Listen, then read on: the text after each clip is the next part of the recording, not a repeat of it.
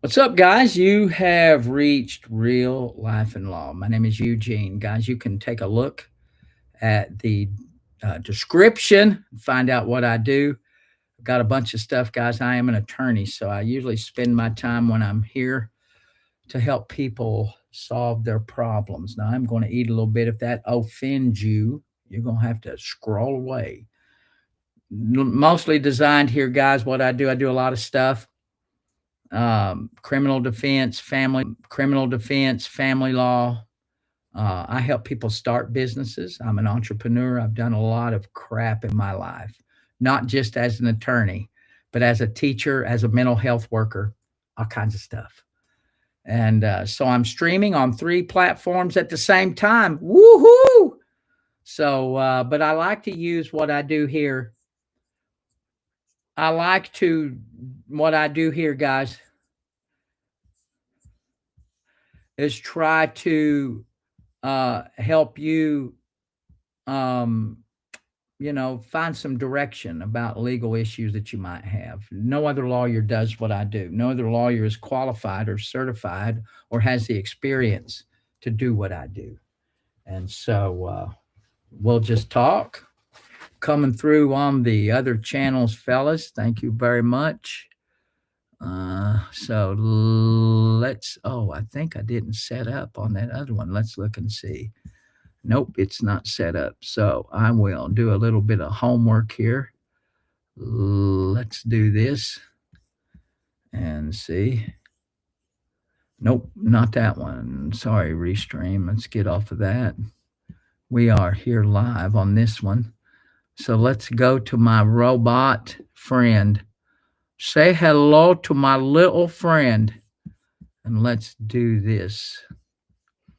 I should have done this before, but I had forgotten. I've got a bot that will speak to me when I'm on these other 2 channels. And if it's set up right, I should have set it up before I come here. Sorry about that, dudes. But we'll just take a little time to do it. Guys, let me remind you, you can follow me on most any of the major platforms. It looks like I am set up. So let's see. Yes, it looks like I am set up. So hopefully it comes through. If it doesn't come through, I don't know what to do. Oh, Lord, what I scored on the LSAT? Not very good. I scored enough to let them know that I could hold my breath, to let them know that I could walk upright. When I went to law school, I am visually impaired. So I took that LSAT without any accommodations, zero accommodation. I couldn't even see hardly. I couldn't. Kathy, I didn't hear the question, baby. You're going to have to let her rip again. Did not hear it. So if someone wants to get on over and see if my comments are coming through on any of my other 2, if you want to help a brother out, FBYT, just let's take a look and see if they're coming through. I scored bare minimum on the LSAT, not very good. But when I went to law school, I was an older student. I was older. I was 36 years old. Charles Arbor, what's up, Mr. Eugene? All right, it's working. Thank you very much for that. What's up? Thank you. I'm glad it's working. FB is up and running, guys. Thank you very much for that. I'm going to give you a golf clap for the assist. Thank you.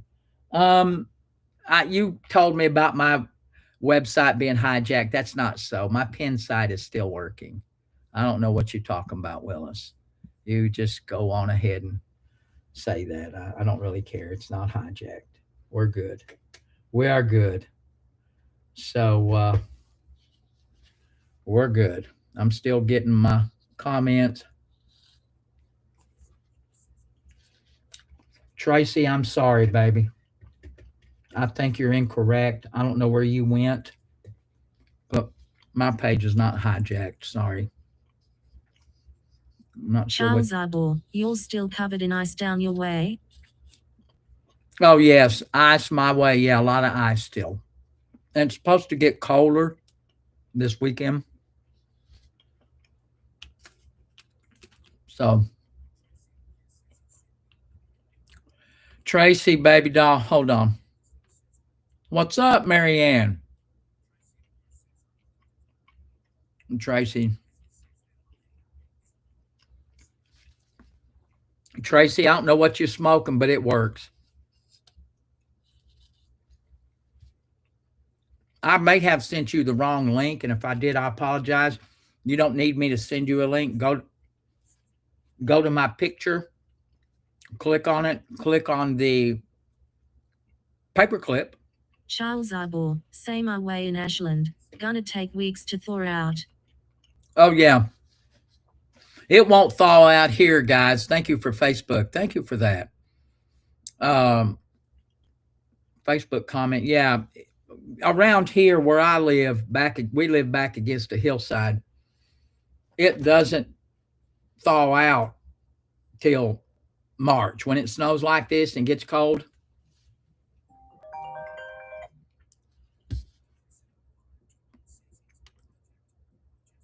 yeah, it's not. Someone's just trying to get a rise out of me. This is Eugene. Hey, Eugene. This is Chris Beavers here in Knoxville. How are you? All right, Chris. I'm doing well. How are you? Oh, just loving life. Went out of town for a couple days. So have the land here today. Well, good for you. Good for you. What's up, my brother? Oh, I just wanted to see what do you want us to do on this Tiffany Ward case? Do you want us to just start taking it and running with it? Yeah. Let me. I told her, and that's what I told her. I told her February 1st was my drop dead date. This is ideally what I'd like to do. Her claim isn't worth much. I'd like to settle hers and get it out of the way because it's probably a 20,000 at most. It's not even a policy limits, but I told her and I already told her about you. So February 1st, if she doesn't, now getting her to get me the medicals was a big deal, but now she was waiting on her daughter. I'm not going full with her daughter's claim, so that's the bigger one.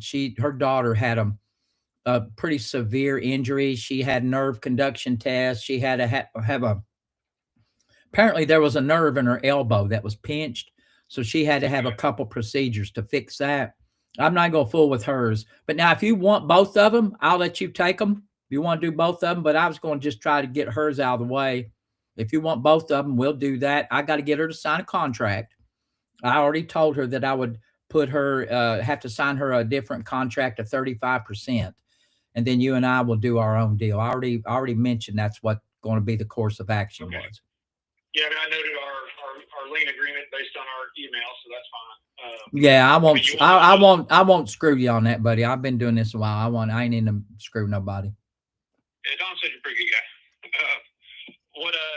Do you want me to just have my office send a contract to her since we'll file a lawsuit for 35%? Well, let me talk to her. You know how sometimes clients get a little skittish. I'll tell her that we'll do that. So, yeah, as long as it has my name on it, if you can put my name on it, I think that might make her feel comfortable. And I'll tell her that's what we're about ready to do.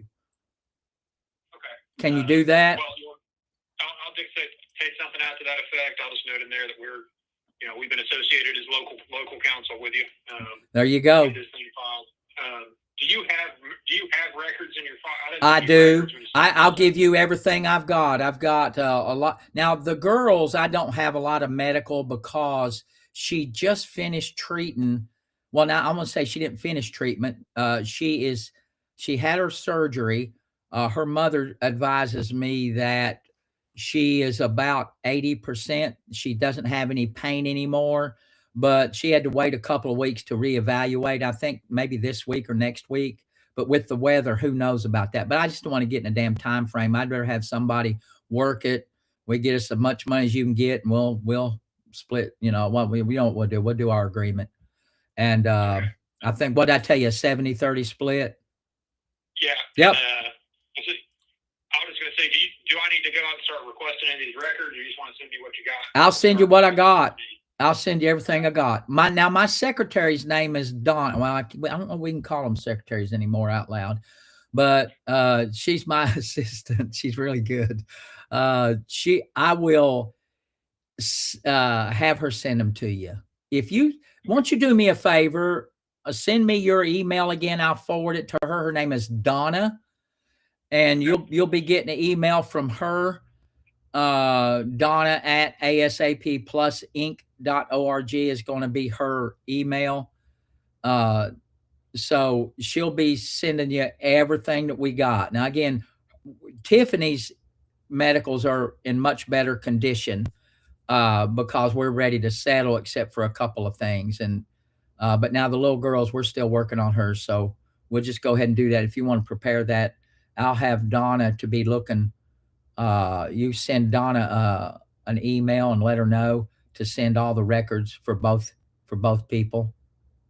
Well, are you trying to get Tiffany's resolved? I would like to, but I don't want to, I'd like to. That will help me out just a little bit as far as the finances go. I've busted my ass on this claim, but that will help me if you don't mind about that.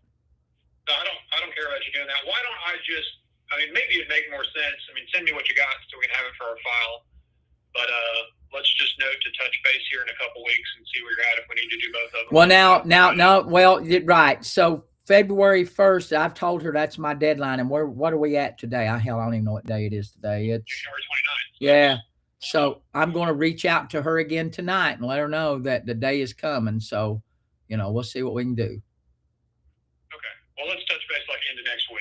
I promise. I just don't want to leave you flat-footed. I don't want to leave you flat-footed. The statute runs, I think, March 1st. Yep. Yeah. Okay. Is that going to be good for you? That will be fine. I'll note to call you like next Friday, and we'll. All right. Got those things resolved.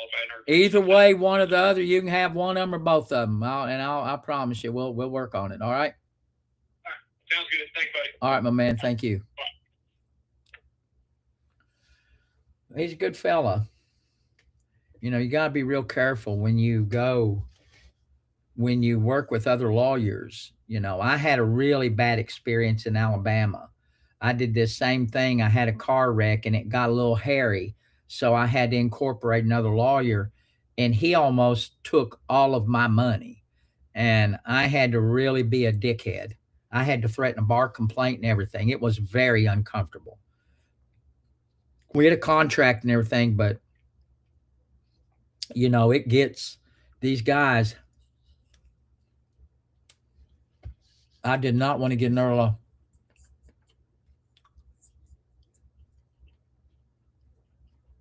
That was a pain in the ass. So I associated with these guys. They came referred from another lawyer that I trust 1,000%. So I'm not really worried. At the end of the day, with that increase in 35%, I might make about the same as if I took it myself.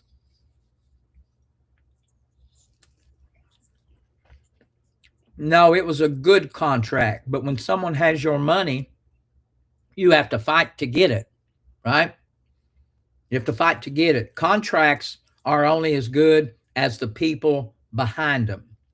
We had a contract. It's a solid contract. But he had the money, and he had deposited it already in his account. He wasn't going to give me my cut. So when that happens,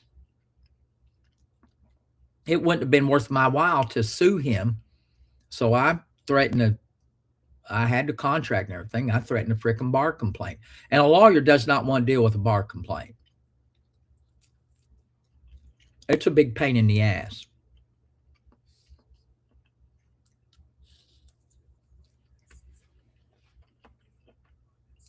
I'm a general practice. Look at my sticker. Oh, sorry.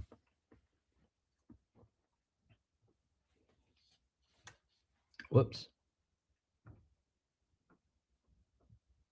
Oh, there it is. Look at that sticker. That'll tell you what I do. Thank you, guys. If someone don't care, I know my FB is working and sending me comments. Well, someone get on the tubes and just shoot me a comment and let me know. I can go to Georgia if you want to pay me. Tracy, you got to stop. Thank you, Renee. Tracy, you got to stop. It works, baby. I probably gave you a bad link. So it is on the coffee mug.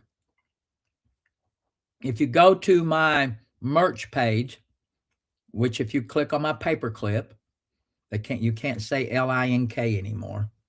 Go to my paperclip. When you click on my merch page, you can put that saying at Renee Schaefer E6L, testing to see if you can hear our comments. Gotcha, baby. 1279. Gotcha, Renee. Thank you, baby doll. We're working, baby. We are cooking. Thank you, Renee. Cooking with bottle gas. Thank you, Renee. Now, if I wanted to get real fancy, I'd probably put me another headphone. I've got one of them little earbuds I could stick. They're separate. I might hook up to here so that way no one can hear that comment. That's going to be. I've been to Huntington many times. Yep. I go to Huntington. I got a case right now in Charleston I'm trying to wrap up. At Glenda Hall 9224, do you have a lot of snow? We got about 2 or 3 inches of snow. It's very cold though.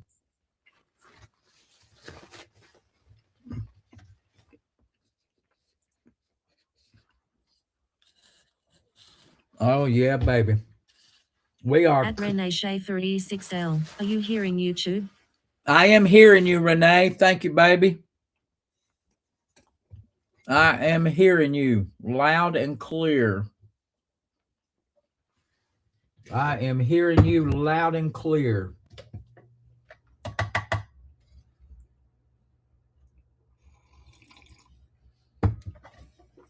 Oh, yeah. A little bit of tea. Guys,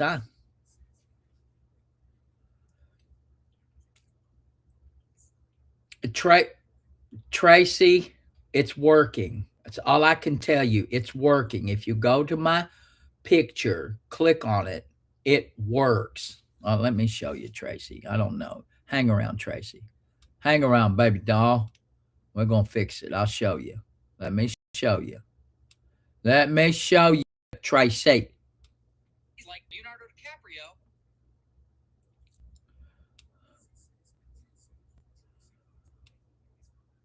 Yeah, I heard you, Renee. I tried to tell you. Oh my God, Tracy, I just said it's not. I probably sent you a bad link, baby. Hold on, let me show you.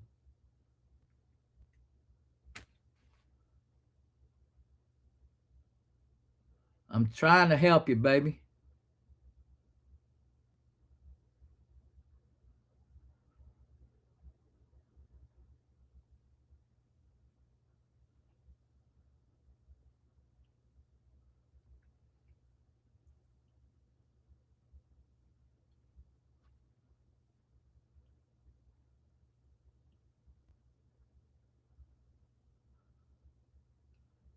Well, it's not on. Oh, I thought I had it on my. Oh, here it is.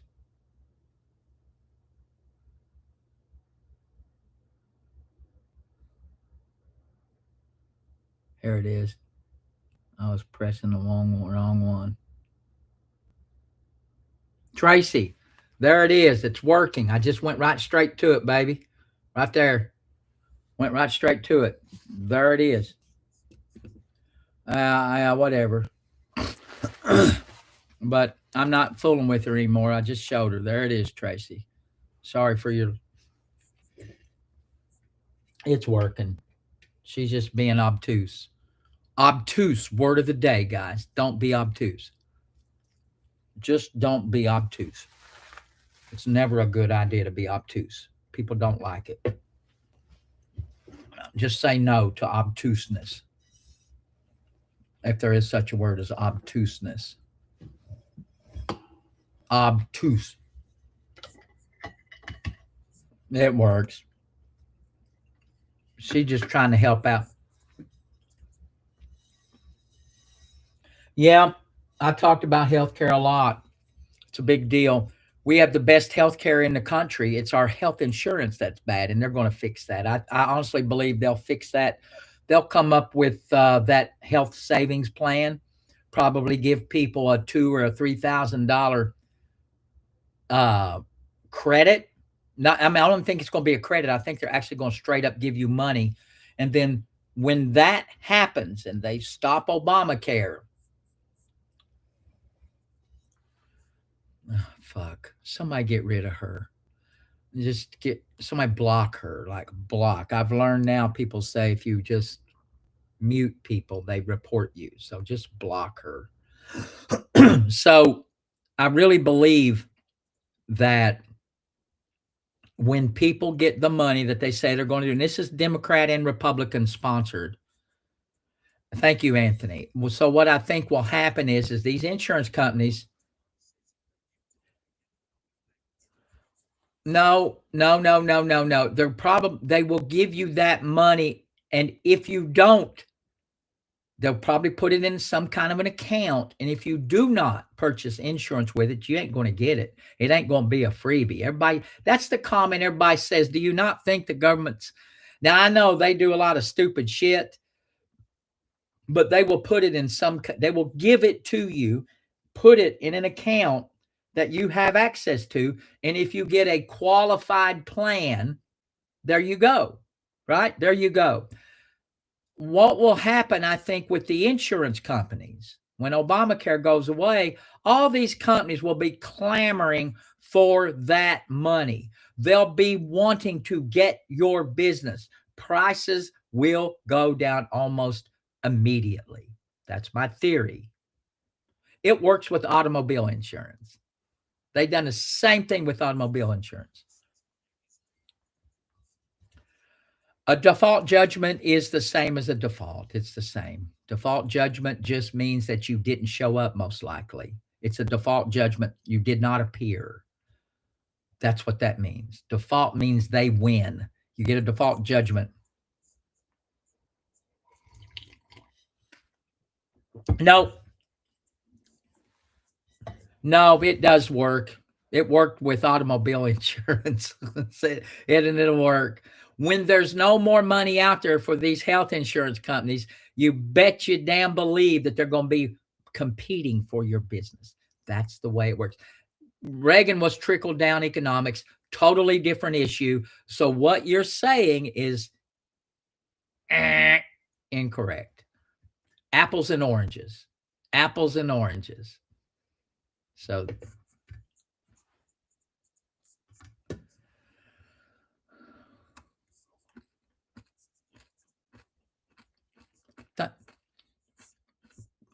thank you, Myra.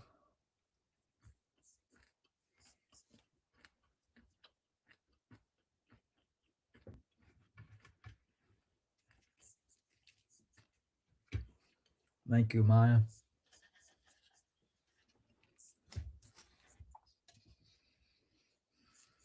What's up, Kimberly? How you doing? What's up, Phyllis? How you doing, baby?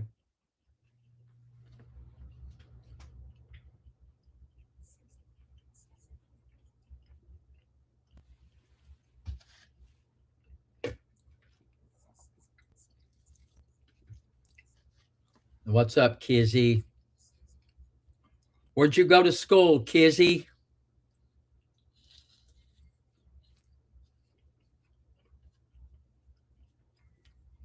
Thank you, guys.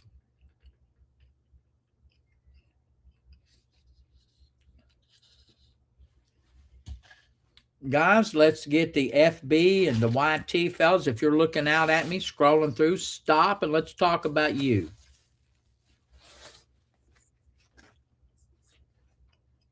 In Chicago, Loyola in Chicago.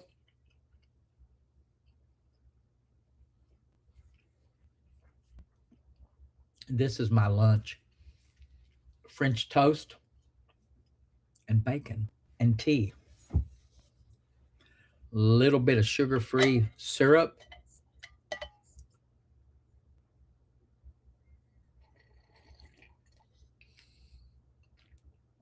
Guys, won't you subscribe? Follow me?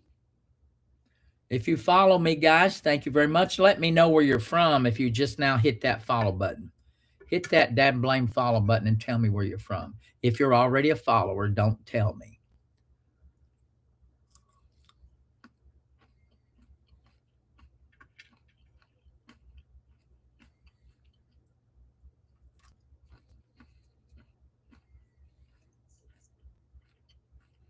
What's up, Greg? From Indiana. Thank you, my brother.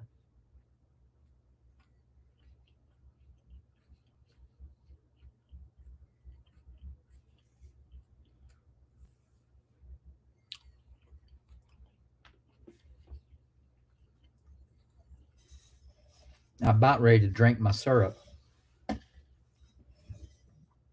Way to go, guys. Somebody is burning it up. Somebody's spending their paycheck on me.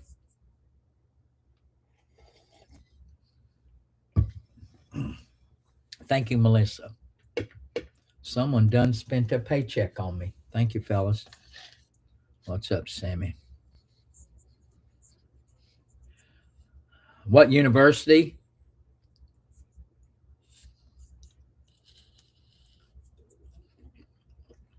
You got to book a call if you really want me to. All right, let's do this. Money that's owed to you, you can call me. If it's just about money that's owed to you, I can probably help you with that in about 2 or 3 minutes. You call me. Everybody's going to hear it, but you call me if you want everybody to hear it.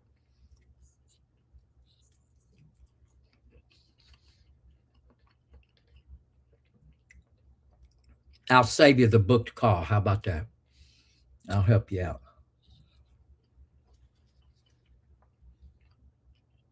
Sweet.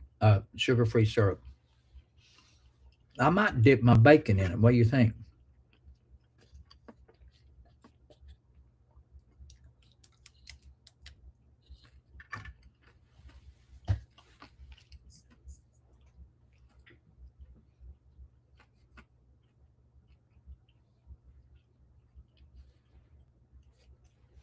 Come on, guys. Let's talk now.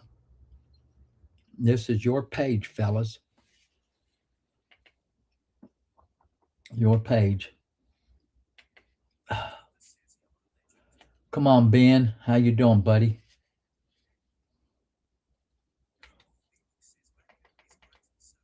Oh, yeah. A little bit of syrup. All right. What's up, Jay? Shout out, fellas. Thank you. It's in my bio there.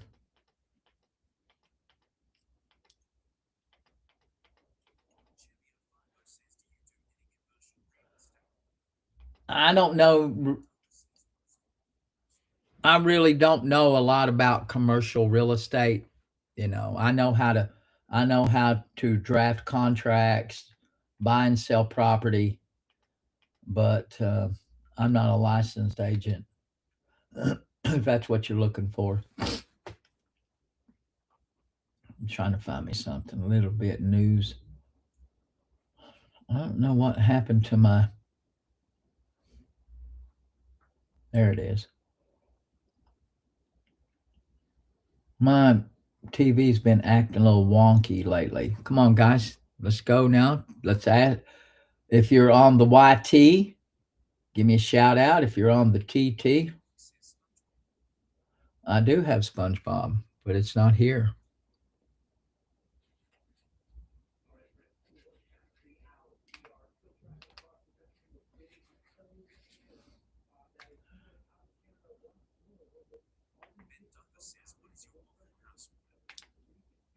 Bend over. I don't want to. I don't talk. I mean, I don't go to Waffle House enough to know when I go. I probably just get eggs and bacon. I don't even do their French toast. I can't. They don't put enough egg on their French toast for me, and I don't want the big heavy calories. Usually when I go to a place like that, it is eggs and bacon. I don't do the smothered and covered, any of that shit.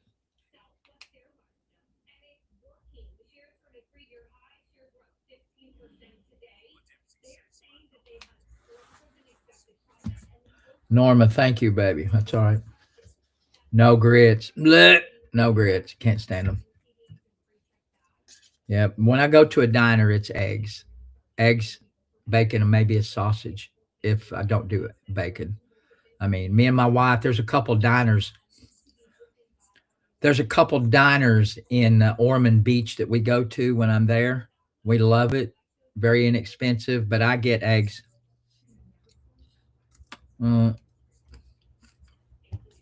I can't do the grits, Melissa.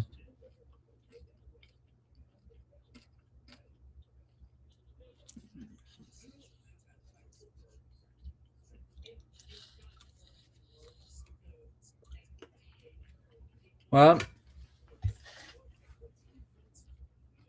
what's the grounds for seeking false imprisonment? I will tell you, if you think you were falsely imprisoned, it's going to be awful hard for you to sustain a lawsuit because you probably pled guilty. If you pled guilty, you just might as well give up. Quit trying to beat that horse. It's not going to work for you. If you pled guilty, that's an admission, right? Pleading guilty is an admission, and you're never going to be able to overcome that. So if you think you were falsely arrested and then you subsequently pled guilty, sucks. Nothing for you. You're not going to find anybody take that case because there ain't no case. Oh, I know. When you go down south, the grit's crazy.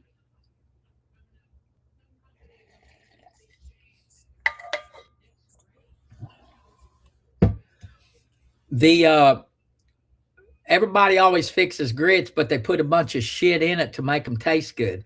That reminds me of an old joke. There's an old joke out here where I'm from. The question is, do you know how to fix carp? Carp is a big old fish. It's a bottom feeder. Nobody likes it. But there's a certain way to fix a carp. It's kind of like the way people fix grits. You take the carp and you gut it and all that stuff. And then you lay it on a board. You get your little 2x6 or a 1x6, a little flat board, and you lay it on a board. You put all kinds of stuff on it: pepper, onions, taters, all kinds of seasoning, whatever kind of seasoning you like. And then you put it over top of a pit.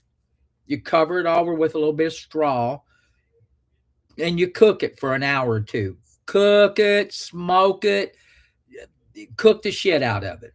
And after about 3 hours, you take that carp off the board, and then you eat the board. You eat the board, right? Now, I like oatmeal and cream of wheat, so I eat them. But cream of wheat's it's a mess to get out of the pan, so I don't eat it because it's messy.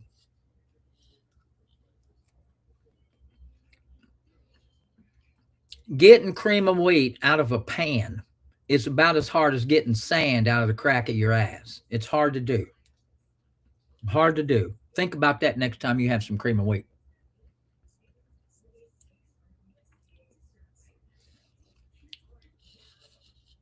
At Glenda Hall 9224, lol. Yeah. You can't get it out of the crack of your ass. If you've ever been in a beach, you'll be digging sand out of your ass for a week. That it just doesn't come out. I don't care what kind of shower you take, what kind of water pressure you got, but you can't hardly get that sand out of the crack of your ass. This Eugene? Hello, Mr. Eugene. Hi, how are you? My name is Diane Hutcherson. All right, Diane, how can I help you? Well, I paid a dentist back last year before last, I think. Where you from, For- Diane? You speak up a little bit. I'm from Columbia, Tennessee. All right. I've noticed a little bit of twang in your accent. So you're from Tennessee? Yes, Columbia, Tennessee. All right. Good job. So you paid a dentist how long ago? In 23, In 23. So, at the end of 23. so at the end of 23, did they do the work or not do the work? Or were you not happy with the work? Well, I wasn't happy with the work from the day I walked out of his office after I paid him $45,000. Holy cash. God. $45,000. Woo! 5,000 of it was debit card. 40,000 of it was cold cash. Good golly. What did you do? Did you have a bunch of implants put in? I paid to have the remainder of my teeth pulled, and I was to have 4-on-4 implant zirconium. Yeah. That's a lot. Usually usually in some of these places, you can get a full set uppers and lowers for 40 grand. Yes, sir. That's what I had seen since I went through this ordeal with him. Holy cow, baby. I feel horrible for you. So what happened? Did you get the implants? Did you get everything and they just didn't fit right? Because, sometimes, they don't fit right and they have to take 2 or 3 swings at it. Well, I feel like the dentist didn't have the knowledge or the equipment to do the job he did after he sold me on what he could do for me and showed me pictures. Right. Well, wound up. Now I do have 4 in the top. Uh-huh. They're not installed exactly like they ought to be, but at least I can keep teeth in. Oh, man. The bottom, right now, I have 2 in the bottom, and I have to go back and have one of them taken out because one of the implants just sticks up so high that teeth on the bottom will not stay in. Oh, baby. So what I had to do, the dentist that I was going to, he was so mean. He treated me in a manner that was so disrespectful. I got to where I was so scared to go to him that every time I went, I always made sure I took a friend with me because I wanted somebody else to see what was going on. Right.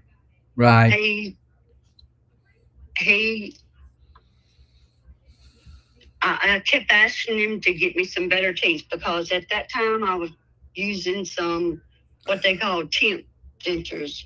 Yeah. Well, let's fast forward a little bit. Let me fast forward a little bit. So okay. When was he in his mind, when was he completely done? Like, I'm not saying that they worked right, but in his mind, when did he believe that he was finished with your work? Well, it wasn't that he was finished with my work. I chose to fire him. Oh, so at what point did you leave him? When it was done, or when at any point was he so this is the question. I need you to answer it. Okay. At what point did he do? Now, he might have done it poorly, but at what point did he ever completely finish the work? I'm not talking about the quality. I'm not asking you to comment on that, but when did you leave him before he was completely finished? I did leave him before it was completely finished. Oh, see, that's a problem. I will tell you that's a problem right now, but that's why I need to know. So at any point before you left him, did you go to another dentist and get that other dentist to look at your work and have that other dentist say, this is not acceptable? Did you get another dentist to say, man, he effed you up, right? Did you get that done? I did. Okay. I did. And I got another quote as to what it was going to cost to take those out To repair and it? then rebuild Okay. gums and bone in order to put them back in correctly. Oh man. So And it how was much is this going to cost? way. How much is that going to cost you to have his work redone or repaired? It was going to cost right at another $60,000 or more. Gee, Monique. That's what I was quoted at that time. And that dentist also told me once he did that I would have to go to another dentist in order to get the teeth made that would work. So his 60 grand was just to do bone filler and everything like that, do prep work. Take the implants out that I had in, and then to put bone grafts in and new implants. Oh, baby. So, and I'm certainly not a dentist, so there's a few problems here. I think, so you probably can, and how long has it been, you say, since you left him? It's been right at a year now that I left him. Okay. So now the problem here that I see, when did you go to the new dentist? Hold on, I'll look in my phone and tell you the Well, date. just a guess. Just give me a guess. Say right at a year ago. A year ago. So this is what I'll tell you. You may, and I'd have to research and everything, but you might be up against a statute of limitations on a medical malpractice. However, you might be able to sue him on a breach of contract, which, did you sign an agreement? Did you get your treatment plan and all of that? I got one piece of paper that I signed, and it had the amount of money, told what I was going to get. Hold on 1 second. I'm going right over here and pick it up. I'll read it out. It says that all-inclusive implant retained restoration options. Okay. I chose the option to have screw-on zirconia porcelain. Well, so and someone, we're on live, and I can't verify this, but someone claims to say that a dental malpractice is 5 years. I don't know that for fact. However, either way, you could probably sue him for malpractice. Malpractice is a little bit more difficult than if you just sued him for breach of contract. Breach of contract is always an easier lawsuit. If from a lawyer's perspective, they're not as expensive. So, if it was me and I was you, have you contacted? I know, Sharon. I got somebody in my ears telling me. I know it depends on the state. So, I would have to look to see what your statute of limitations is for the medical malpractice, but I'm relatively sure that a contract, almost all contracts are good for, 7, 8 years. It just depends, but generally you got plenty of time on a contract. So have you contacted a lawyer yet? No, sir. No, I contacted you. I sent you an email, and I did pay you the $79 for a call. And when was that? Usually when I don't show up, it don't bill you. And if it did, I apologize. Usually, sometimes I don't see the emails. I don't see them. So I do apologize for that. But we're working it out now. So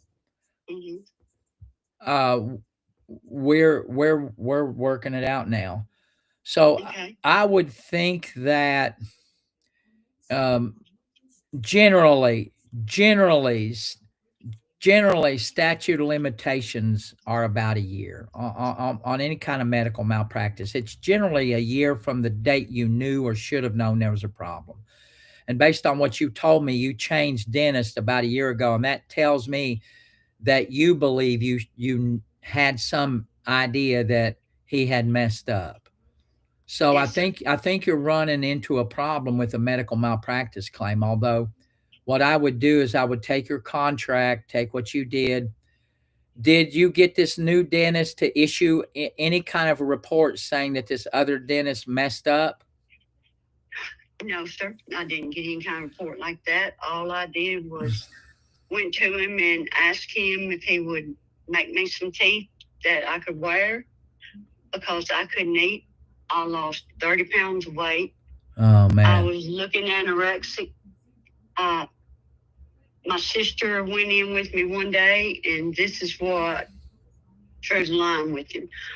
My sister said something to my dentist regarding how much weight I had lost because I was looking pretty bad. I am a senior. I'm 70 years old. Yeah, he probably said, I'm "I don't give a single. shit" or something, right? Something like that. I mean, He you said, my sister said to him,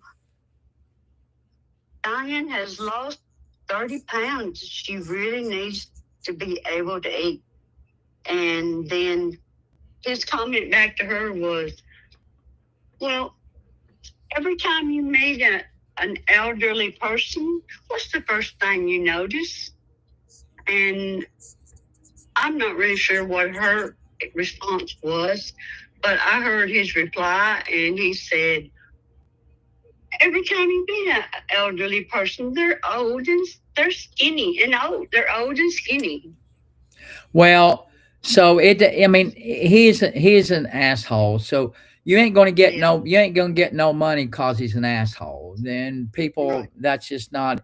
That stuff is kind of irrelevant. It's he is a jerk, and that's okay. But your big issue is it's going to be difficult for you. Breach of contract might be your best option. But Mm-hmm. the problem with the breach of contract is that you left, but I think you can justify leaving by going to this other Mm-hmm. doctor. But the issue you're going to have right now is you need a doctor to say that that work that you had done was not any good. It was Okay. subpar. You got to get at least a letter for someone to Okay. say that that was done. So what I might do is go back to that doctor and get your treatment plan and Mm-hmm. get your scans, get all of your, because Okay. he probably gave you x-rays or some scans. Yes. Get Yes. I paid get for the whole full face get X-ray. your file. And I would Okay. say to him, don't let him know you're going to sue him, but just go and say, I'm trying to get this fixed, so I need a copy of everything that you did, so that way I Okay. can go get it fixed. You don't want to tell him you're Okay. going to sue his ass because he ain't going to give them to you. But go in Right. there, be real nice, say, I'm going to go, I need this to where so I can go get it fixed and get done right, because none of these doctors know what was done. So get your Right. file. Get your file Okay. and take it to another doctor, the doctor you're going to now, and see if he can render you just some kind of letter saying that this guy jacked your mouth up. And then once you Okay. do that, once you get that letter, it should make it easier for you to get a lawyer. Now, I'm not going to say it's going to be totally easy, but it could be easier. Breach of contract might be the kind of avenue that I would go if the medical malpractice statute of limitation had run. Okay. Okay. All right. So get those things, go get that, go get those records, because you can't do anything without those records, and then get your new doctor to issue some kind of report once he looks at your old stuff and the state of your mouth right now, and get him to give you some Mhm. kind of report saying that that doctor messed up. Okay. Okay. All right. I will. I Particular, will. particular. I So sure let me, will. let me, let me say this, particularly if he says so, for a breach of contract action, you want that doctor to say you paid for X, he didn't do X, he didn't come close to doing X. So you want to be real clear on what you paid for. Now the big problem is you left him, right? You see, you left him, but your Yes. new doctor will know the state of your mouth right after you left. So he can look at what he saw when you walked into his office and compare what was done with the other place. And Yes, sir. if he says to you in a letter, yeah, you paid for 1, 2, 3, 4, but he never did 1, 2, 3, 4, he did 1 and 2. Okay. So that's the way I would do it. Okay. But get that Okay. letter, get your file, and then then you should be able to, I would probably get on the phone and I would call, maybe to get a lawyer. And so you're in Tennessee, you say? Yes, sir. I would probably call the Tennessee State Bar Association and ask them. A lot of these bar associations have lawyer lists. It's the best way to find a lawyer. They got lawyer lists, and ask them if they can help point you in a direction of a lawyer that does dental malpractice in your area. Okay, that's Okay, better. That's Tennessee better. State That's Board. better than a Google search. Okay, Okay. Yes, sir. is that So good? the Tennessee State Board. It's bar. No, no, it's Tennessee State Bar. Bar. Yeah, like for lawyers, Tennessee, the Bar Association. Tennessee State. I'm writing it down. So Yeah, State Bar Bar Association. Association. Yeah. Now they Okay. might call themselves. There's a variation of that, but Tennessee State Bars, Tennessee State Bar Association. If you call them Okay. up and let them know that you're looking for a lawyer, most all these. Now I'm licensed in West Virginia and Kentucky, and they keep a list of lawyers, and what they're willing to do, and so they can direct you to a list. They probably ain't gonna refer you to anybody, but they'll direct you to the list. Okay, Okay. all right. Yes.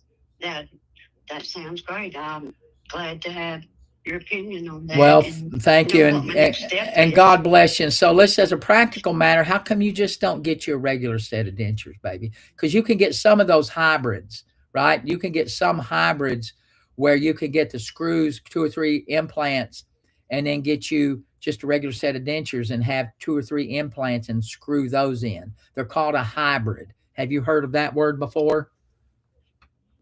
Well, no, but I do have some that are called snap-in dentures. Oh, okay.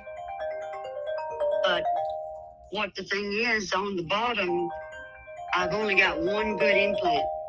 And the dentist that I'm going to now, which I have put it off till after Christmas, and then now we got the snow and ice, but he is going to have to take one of the implants out in the bottom, one that sticks up really high that nothing will stay on. He's got to take it out, and then he's going to put me in 2 new ones so that it will hold my teeth in on the bottom.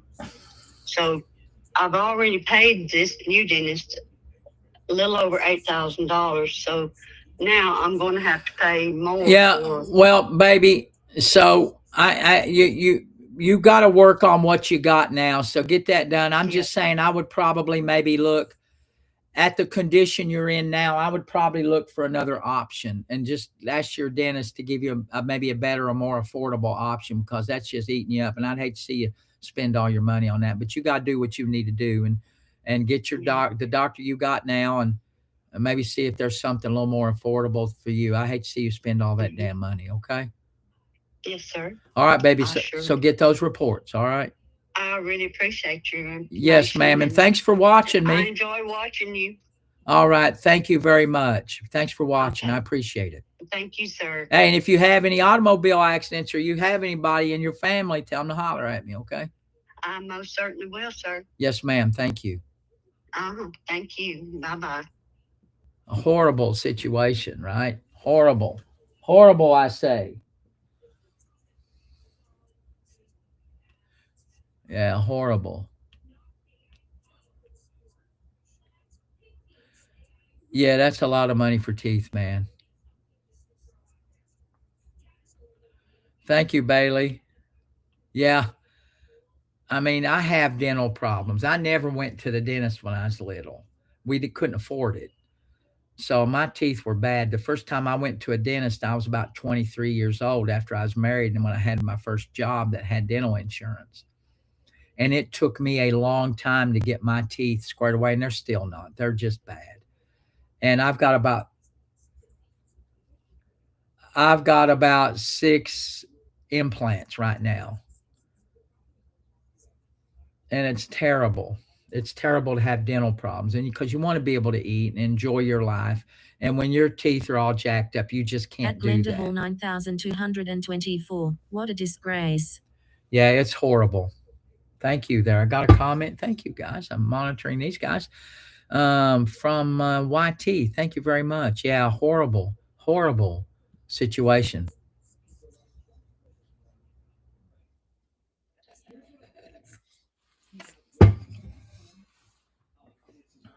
I, yeah, it sounded like to me that's a little bit high.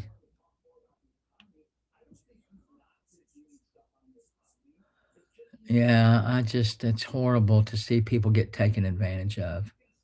I mean, it's horrible. My daughter worked in a dental field, so I'm calling right now. Hello. What you want, knucklehead? I'm Julian live. was trying to say hi. Huh? Julian was trying to say hi.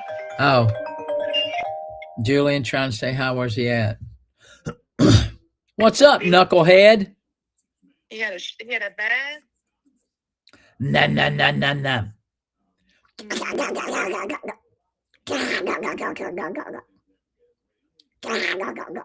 Puppy kiss. Mwah. I love my big boy. He had a bad. All right. I love you, big fella. I love you. I love you. I love you. I love you. You see his hair? We brushed it. All right. It's curly. You're the best. Oh, I think you're the best. Is he trying to turn me off? He was trying to put his finger over the camera. Oh, num. Say have fun. Say have a good day. Look at his little curls. Yep. You going to go get the kids? Yeah, today's early dismissal. All right. You look tan. It's the lighting. No glow. Yeah. I love you. All right, baby. Love you. Yeah. Bye. Yeah, I mean, dentists, you just got to be careful. It doesn't matter what it is. Someone said dentists and lawyers. I mean, I get so tired of hearing that. You just got to be real careful. You got to be a good consumer. You get yourself some referrals. Anytime you get ready to do something like that, get you some referrals, spend some time, educate yourself. No matter what it is, contractors, dentists, I've met more crooked contractors than I have lawyers. And I'm not shitting you on that. Contractors out there will skin you alive and you won't even know it till the end. So you just got to educate yourself and do your due diligence, educate yourself. And, you got to be ready to respond, and you got to actually be, you trust but verify all along the way. Trust but verify. Ronald Reagan actually said that too. Someone mentioned Ron Reagan earlier in respect to the trickle down and tied it to health insurance, which was bullshit. But,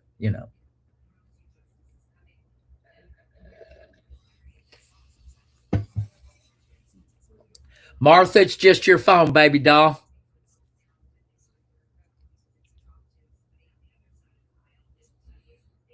Yeah, she needs to go in and get her medical report.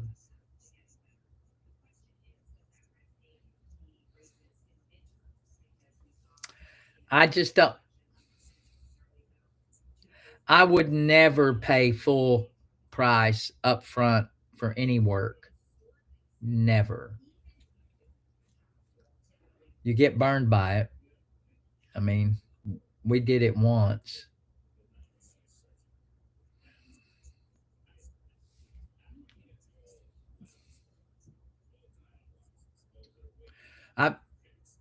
I've done several businesses. Circuit court, usually in these states, you'll have a couple different, in almost every state, you'll have the court system is divided up into kind of layers. Like you have small claims division, you have regular district court, then you have circuit court. Each one of those layers have certain thresholds that if you go over that threshold, you get bumped up to another court. Like district court, usually in criminal situations, deal with misdemeanors.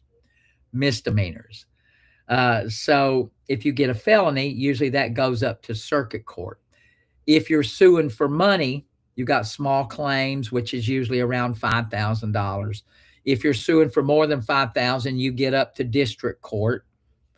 And then if you're suing whatever the limit is, there's another limit which your lawsuit goes up to circuit court. So there's different levels. That's the distinction. Guys, tap, share, follow. Guys, if you're looking out at me from the FB or the YT, just give me a holler. Let's shout out. Guys, if you're watching me from FB or YT, give me a shout out.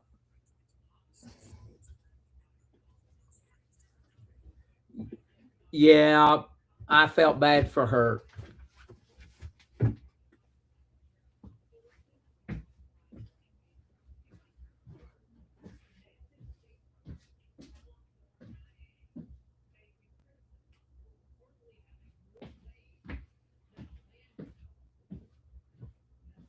The screen on my sorry guys, I left you. The screen on my my uh device that I'm using to read my comments, and I'm gonna fix it today. It times out. It times out, and then I have to reset it. Set it, forget it. Yeah, horrible way to spend the rest of your life, right? Horrible. Horrible, I say. Sucks. It sucks. Come on, guys, let's share the screen. Subscribe, guys. Subscribe over here if you can.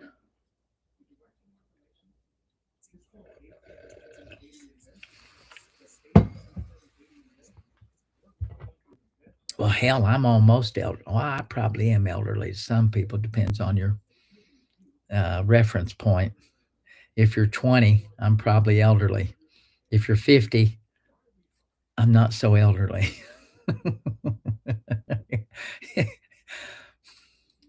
If you're 70, I'm not elderly at all. So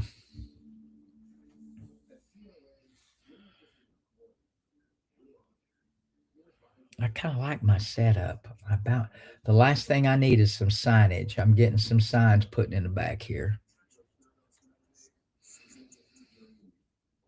Yeah, Trashman, you.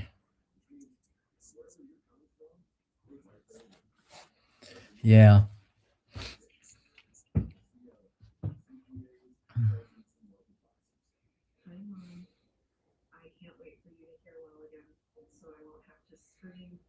What's up, guys? Come on now.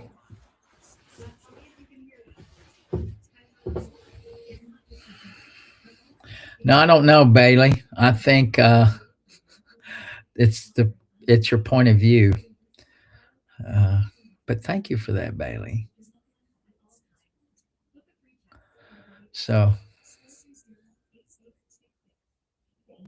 oh, thank you all. I did not do court today. No, no court cases today. I was going to call insurance companies, but I don't think I will. What's up, Chloe? Actually, I might call one just to follow up because I've been following up.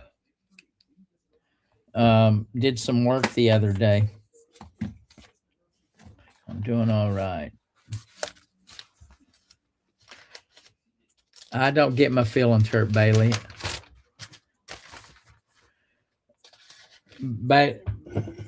Bailey, I've been around enough to where I don't get my feelings hurt. That's one thing you can't hurt me. Now, I might get a little pissy if you're being a smart ass, but I don't get my feelings hurt. Hot tea.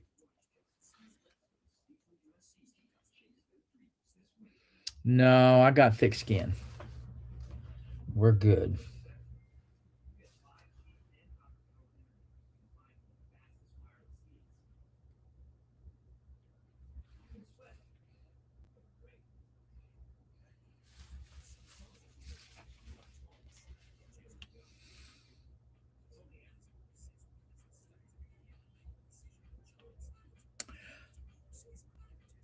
All states do. If the divorce is uncontested, if a divorce is uncontested, and you all agreed on everything, you can agree to child support.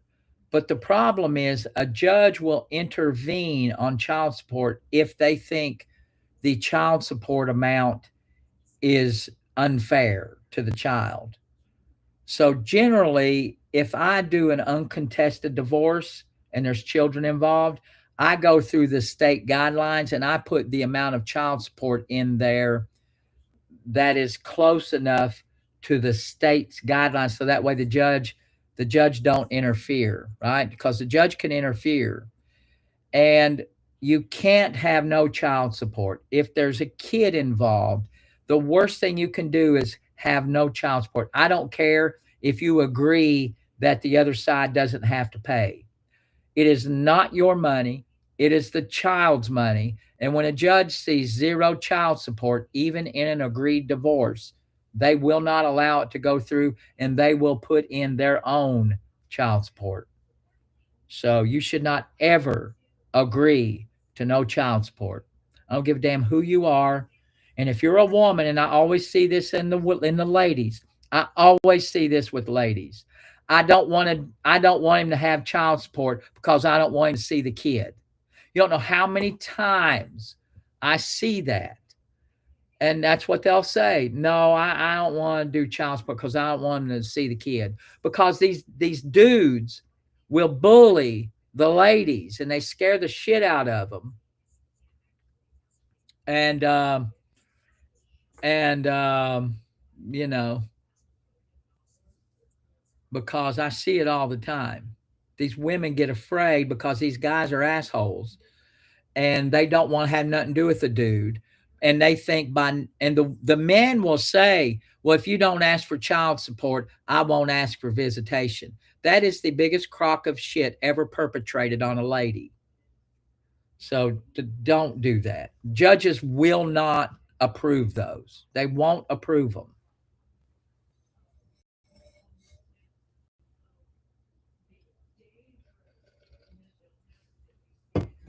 And it's not right for your child.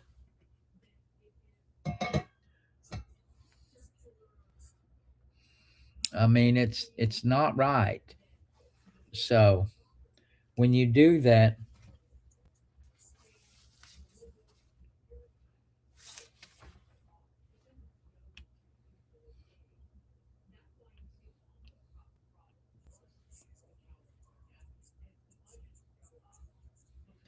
even 50-50 with joint custody, someone is making more money. They'll put it out on a schedule. And if both people are making roughly the same amount of money, they probably won't do much on child support. But in a situation where one is not working, even in 50-50, if one's not working and one's making a shit ton of money, then the one that's making the most money is still going to pay child support. How hard is that? Why is that hard for people to understand? And why does that not make sense to people? If you're making more money, but you're sharing custodial issues, how does that make sense that the person not making much money don't get any money if the other one's making a lot of money? How does that not make sense to people? I don't understand. I don't understand. It's crazy.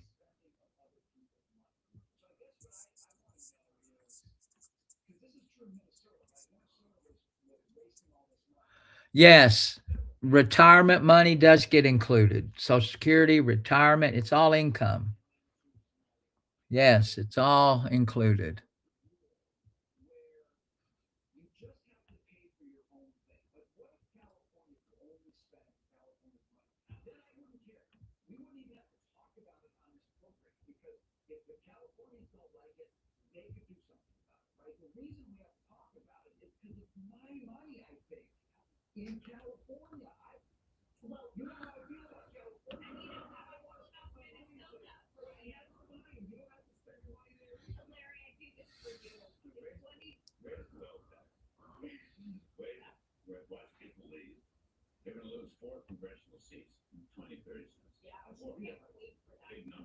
Here we go.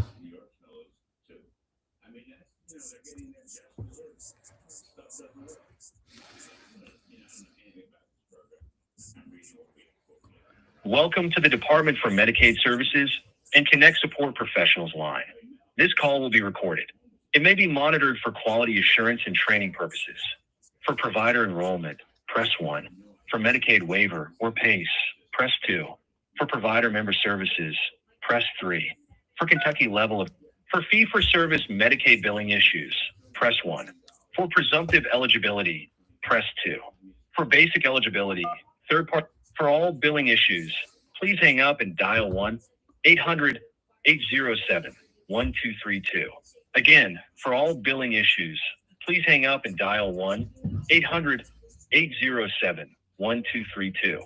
For fee-for-service Medicaid billing issues, press 1. For presumptive eligibility, press 2. For all billing I'll issues, answer your please hang up and expungement dial questions in a minute.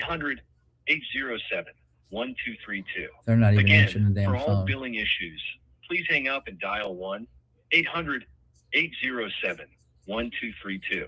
For fee-for-service Medicaid billing issues, press 1. For presumptive eligibility, press 2. For basic eligibility, third-party liability, patient liability, and all other requests, press 3. To repeat this menu, press 9. To return to the... Sorry, I didn't get that. For fee-for-service Medicaid billing issues, press 1. For presumptive... Okay. Welcome to the Department for Medicaid Services and Connect Support Professionals line. This call will be recorded. It may be monitored for quality assurance and training purposes. For provider enrollment, press 1. For Medicaid waiver or PACE, press 2. For provider member services, press 3. For Kentucky level of care services technical support, press 4. To repeat this menu of all member specialists are currently assisting other callers. Please remain on the line and your call will be answered in the order it was received. Thank you. You are the next caller in the queue. More hold music. Wonderful. I'm calling to follow up on some insurance issues for our clinic. So we'll see how this goes.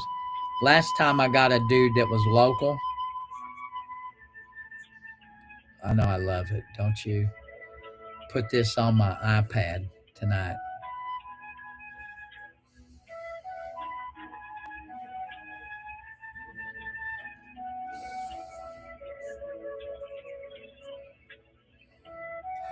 Yeah,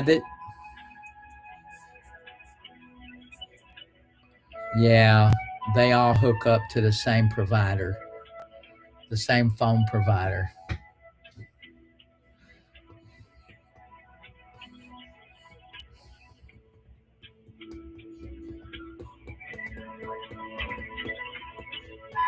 Come on, guys. If you're looking in on me on FB or YT, give me a shout out. TikTok, I can hear you all good enough. We got a lot of traffic on TT today. Thank you, guys. Okay, here we go. Hello, and thank you for contacting Clock Support Staff. My name is Sarah, and can I get your first and last name? Hi, Sarah. Thank you very much for answering the call. My name is Eugene Cisco. And how may I help you today? Yes, Sarah. We submitted, we had some problems with our billing through the getting claims approved, and we had found out that we had forgotten our Medicaid had been suspended because we did not upload a document that we needed. And we did that already. And I wanted to see if you could look to see, we've got a lot of patients that our billing, again, was suspended back in July. We had no knowledge of it until about a month ago. And so we've been trying to, it just took us till the other day to find out that the document, what document we needed to upload. And we did that. So I wanted to try to check the status of that. So let me ask you this. Was it in the partner portal or? I think that's where we uploaded it from, but Okay, gotcha. So yeah. it sounds like that's who you need to talk to. I'm actually with the Kentucky Level of Care Help Desk. Okay. So let me provide you with their phone number and what options to choose. And that'll get you to someone in the partner portal help desk. Okay, that's a good idea. Okay, hold on a second. Let me grab them. Mhm. I may have that number, but if you'll give me a fresh number, we'll be good. Go ahead, Just let please. me know whenever you are ready. I believe I'm ready. Go ahead. All right, that number is 877-838-5085. Yep. I remember And that you'll choose number. option 1 and then option 1 again. All right. Thank you very much. Not a problem at all. You have yourself a wonderful rest of your day. You too.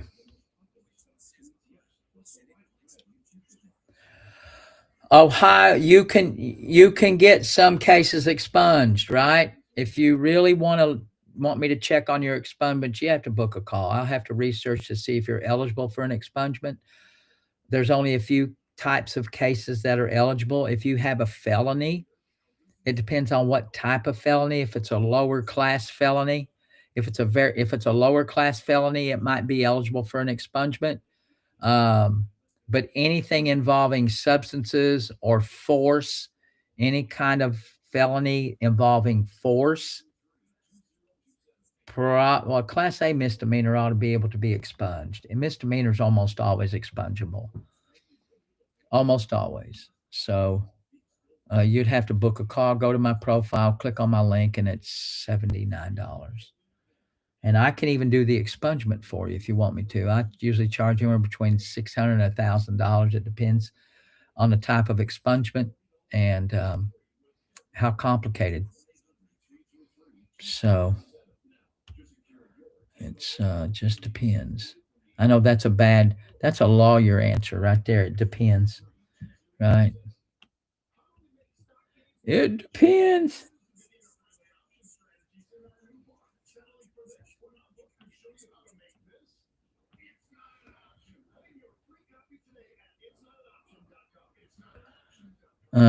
I know. Did you not hear? I said,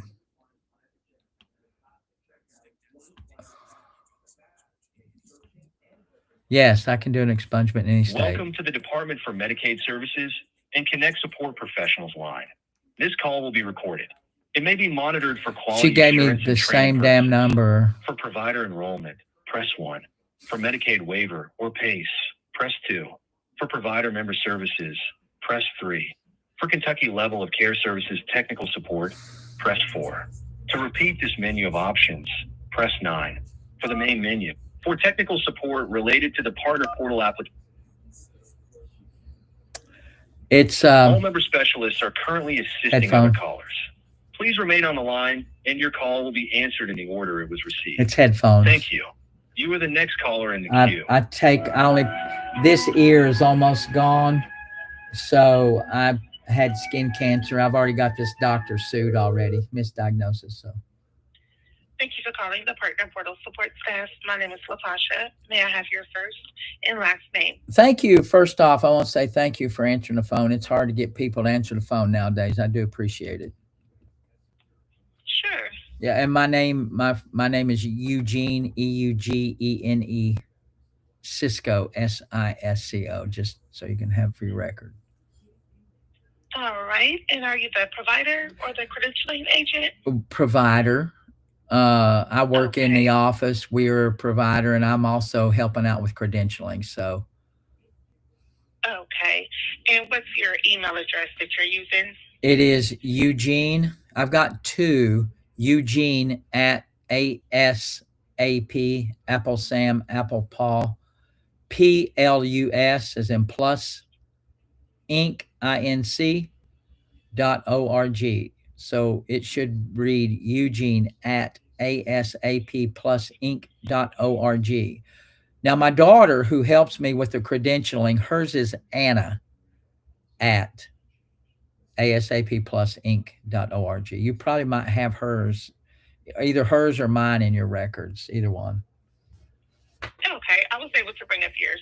Okay, cool beans. All right. And how can we help you? Okay, the question I have is fairly straightforward. We were somehow we in our office systems we forgot to update our AODE license for our substance abuse and treatment credentials. So we did Mhm. that the other day, and as a result, our payment our payments are being rejected, and we found out just a few days ago that that was the issue. We didn't know it till just a little bit ago. So I wanted to make sure if those what when I called the other day, it had been uploaded. I just wanted to know what the status was because we've got a bunch of bills that we've not been able to get paid on. Okay. What is the, or may I have the Medicaid ID number, please? Can I give you our, let me see, I have our NPI. Will that work? Because I don't have the Medicaid ID number. I usually do the NPI. Can you look at it through that? We would actually have to have the Medicaid ID to be able to pull it up. Jesus Christ. Hold on a second. Sorry. No, don't apologize. I'm pretty sure. Now, this is for a facility, right? It's not for an individual. This is a facility. Correct. Okay, hold on. Let me look. I thought that the last person looked it up with an ID. Give me a second. Hold on. Okay. Let me look.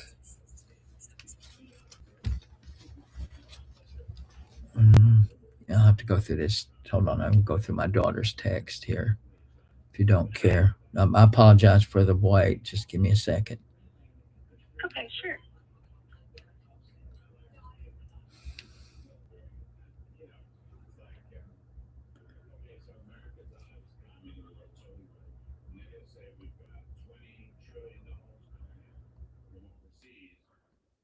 I'm pretty sure. Give me a second.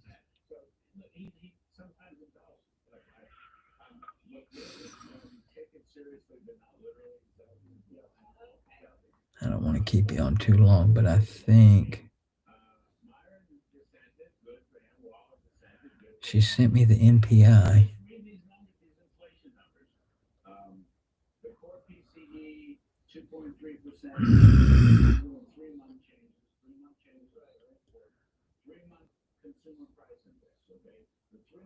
How many digits does that Medicaid ID number have?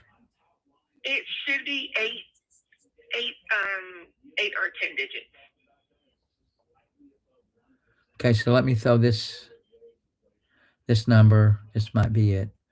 1-861-66-0706.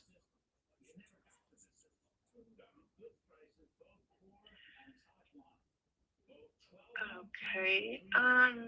That isn't it. Crapola. I'm looking here. Wait me another second or two. Dag nabbit. I know. Crapola. All right. Well, let me. And you sure you can't look it up through the NPI? Yeah, we just have to have the actual provider number. Okay. Let me look at one more thing she sent me. All right, let me save some time. I'll call her back. Dag nabbit. I could have sworn I had it. Thank you for your help. I'll call back in a minute or two. Do you want me to hold on while you? Well, I've got an EIN number. I wonder if is that not the same like our tax ID number? Will that not work either? Yeah, that's different. We definitely wouldn't be able to use that. All right. Well, no, let me. Well, if you can wait just a second. Well, no, I don't want you to wait on. I don't want you to hold on and wait. I'll text her and ask her what that number is. Okay. I don't mind to wait. Well, if you would give me a couple minutes, I'll send her a text real quick. Thank you. You've been very, very helpful. Thank you. You're welcome.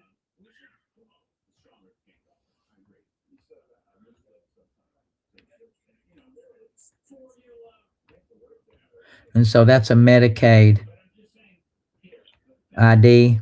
Medicaid, Medicaid provider number.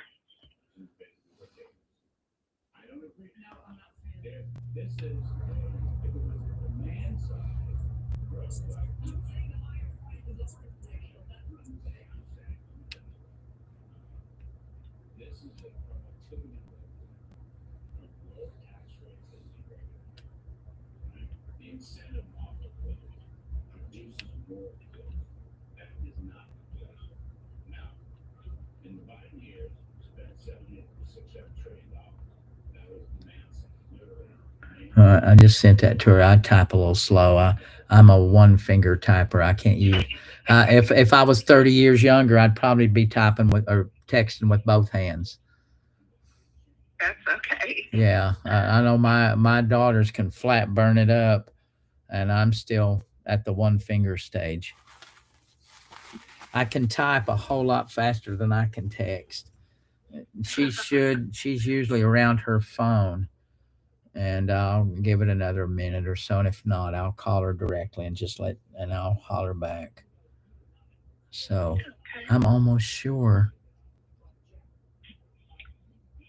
I'm going through these texts.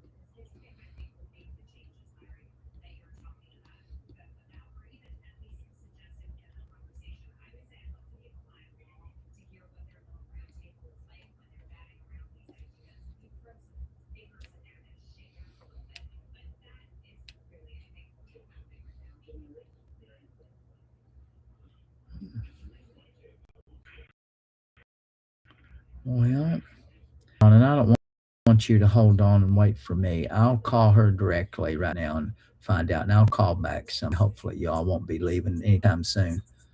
Oh no, definitely. We'll be here till 4:30. All right, thank you, thank you very much for your help. I'll holler back. I just don't want to keep you holding and wasting your time. Thank you. You're welcome, and thank you for calling. You have a good day. Yes, ma'am. Of all the times, Anna is not on here or she's not near her damn phone. I'm gonna wake her up.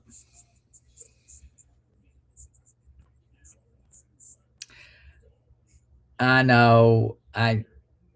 It's hard for me to do that on the fly. If I went back through about 2 weeks worth of notes and did not. What's up, knucklehead?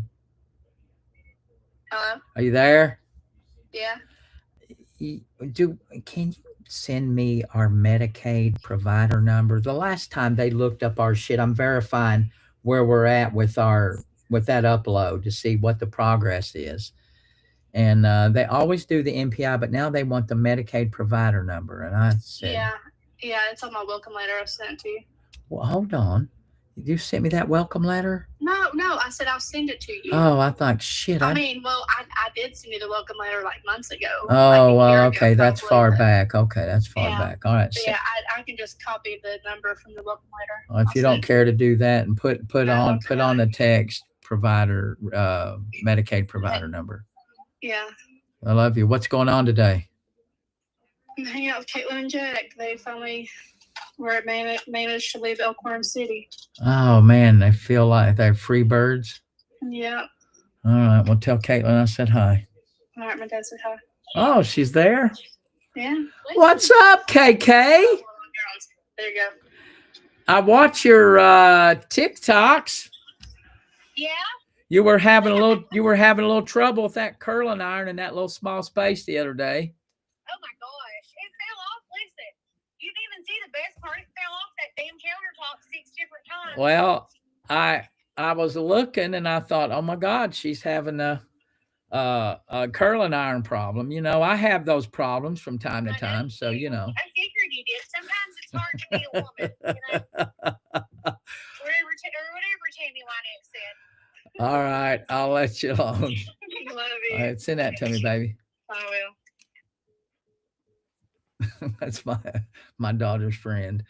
I've known Caitlin forever.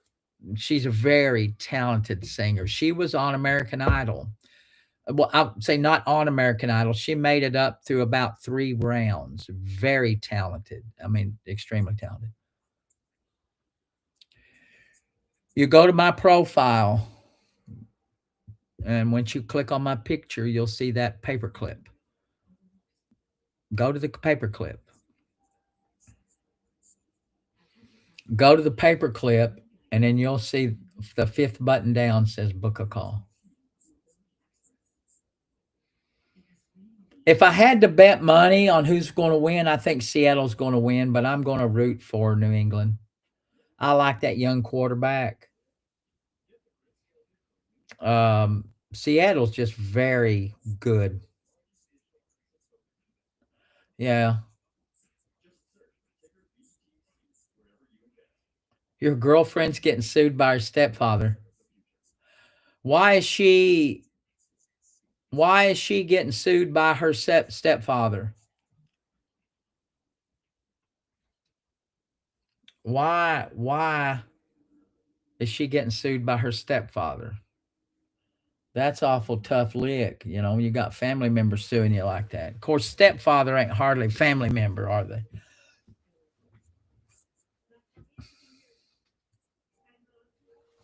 Well, you know, what an ass. Well, now she should pay it. Damn it, if she owes it and it was a loan, she need to pay it. You know. I would never. Doesn't matter if he's a cop or not. He still deserves his money. I don't care what he does. She ought to pay him back. I mean, that's pretty shitty.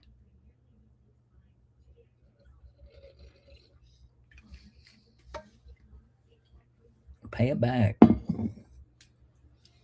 But see, I look at stuff like that different. Now a stepchild is different than of course, I'm saying this, and y'all gonna get mad at me when I say it. A stepchild would be different than my flesh and blood child. If there you go. My flesh and blood kids, if I give them money as a loan, I never ask for it back. I just don't think to do that. My brain don't operate that way. I'd like to have it back when I give them money. I'd like to have it back, but I don't sit and think about it.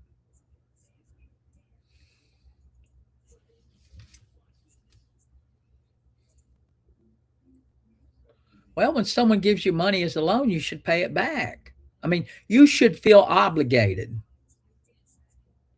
You should feel obligated to pay it back. Co-signing, yeah, is a different issue, right? I mean, but loaning money, there you go. And someone in the chat says you don't ever loan money you never loan money. You give it.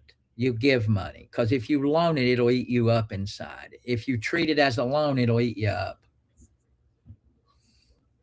Yeah, give it if you can give it and forget about it. You know, I mean, that's just the way I operate. But I'm different. I mean, I'm just different. Now, if it's somebody that ain't related to me, damn, I want my money. But if it's one of my kids, I want my money still. But I just don't think about it. I don't sit around and think about it. And even in regular people, if I loan money, I'd never loan money unless I'm willing just to forget about it. Co-signing is a horrible idea. It is a horrible idea. Because when you co-sign for something, they almost always never pay. And then you're stuck with it. It hurts your credit. It's just all kinds of bad things when you co-sign. But, you know. But, you know, if you borrow money, then if it's family or not, you should be prepared to pay for it. That's the way it works. But it's just your psychology. You know.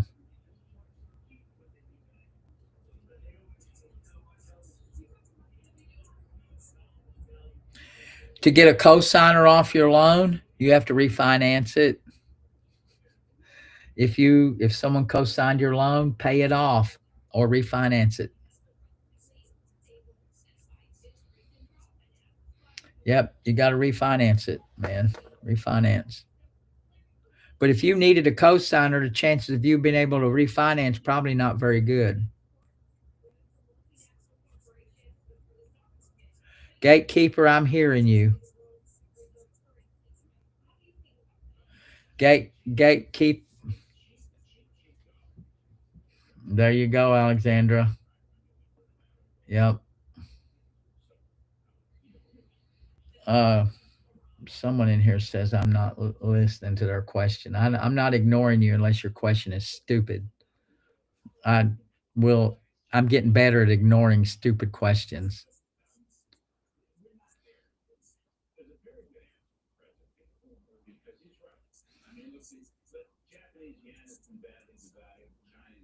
Student debt is terrible.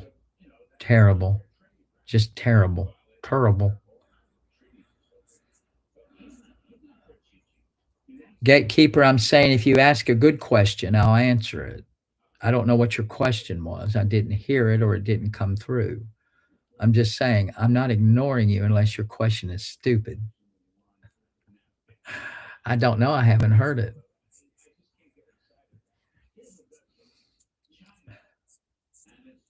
Oh, good golly, Alexandra. Oh my goodness, 600,000 in student loan? There is no job worth 600,000. There is no school, no degree worth $600,000.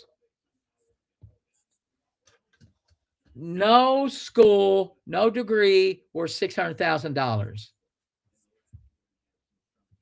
There ain't nothing worth that. That is, I don't get it, Alexandra. You will never get out from underneath that debt. You will never get out from underneath that debt. Never. You'll be that's nuts.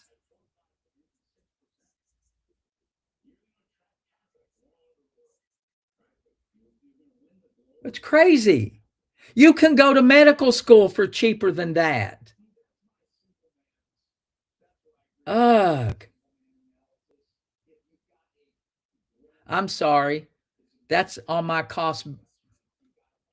Rita. I don't. That's crazy. That's crazy. I don't know that lending institutions would give you that kind of money. That's nuts. Whoo.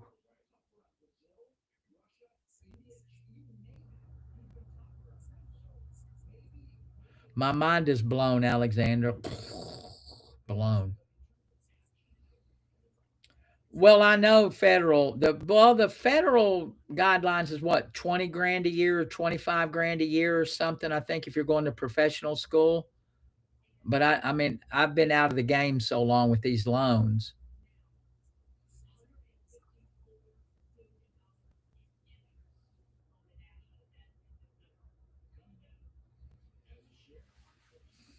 That's nuts. Good golly. Come on, guys. Oh, I almost forgot what I was doing. Shit. I forgot. Come on, Bob. Ah, there it is right here. All right, all right, all right. So I'm going to call back the same lady I called a minute ago.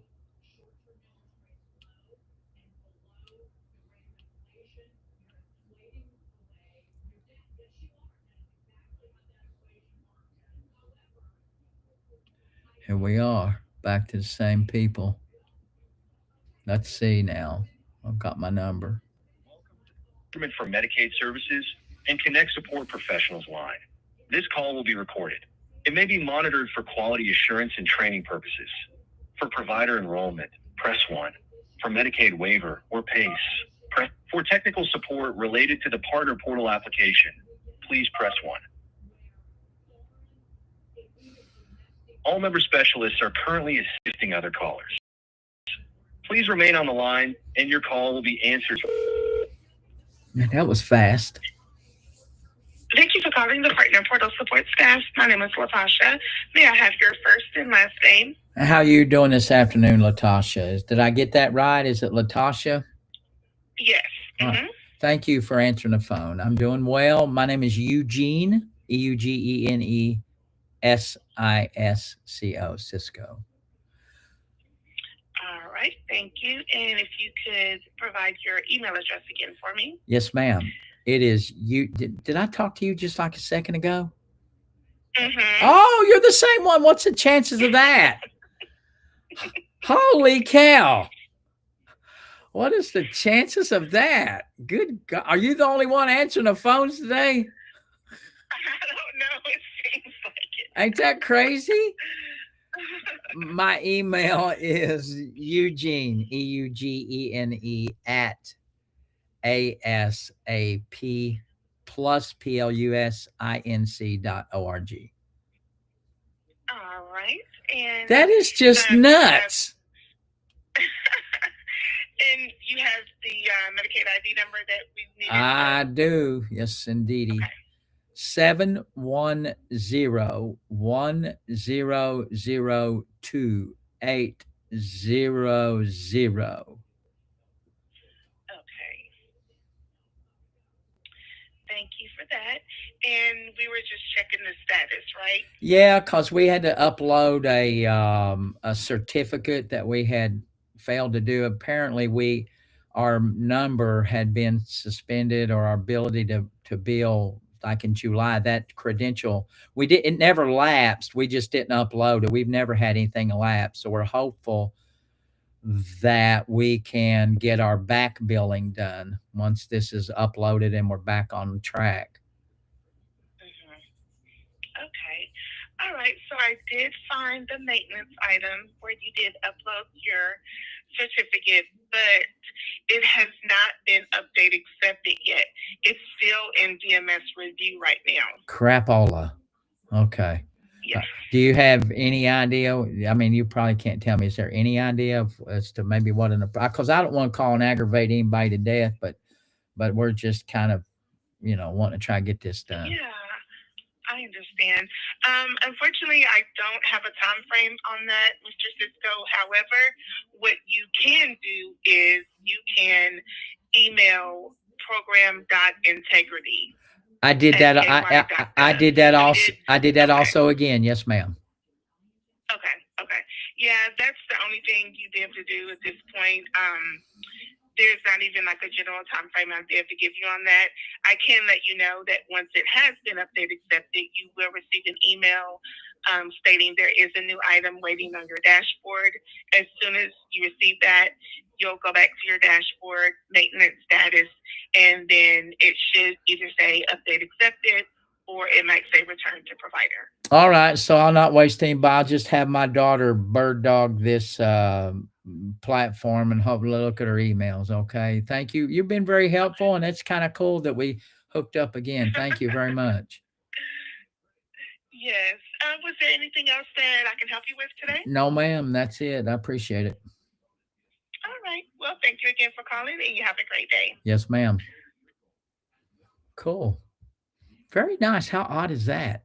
Usually you call these help centers, you're always going to get somebody different. That was weird that it got her. She's a very pleasant lady. Very pleasant. Guys, tap, share, follow. Let's go. Let's go. Let's go.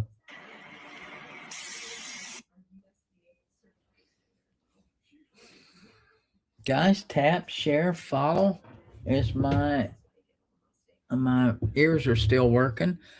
I'm not sure if anybody is looking in on FB or YT. I haven't heard any action from there in a while. Y'all holler at me. Let's talk about you guys, your life, and the law. This is your show, guys. It's only as good as you all make it. Only as good as you all make it. Had to adjust my screen a little bit. Thank you, guys.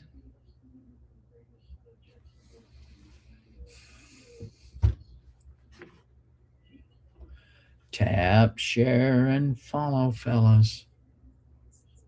What's up, Mary? How are you?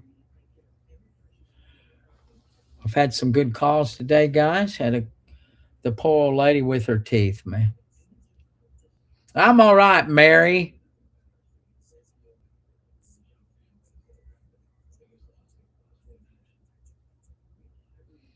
I don't know what you mean. Can they backdate your rental? Well, I don't know what you mean. If you had a car wreck in the rental, or I'm not sure what the question is. Sorry. Not sure. Guys, I'm just sitting here waiting patiently for you all to pick up the party here.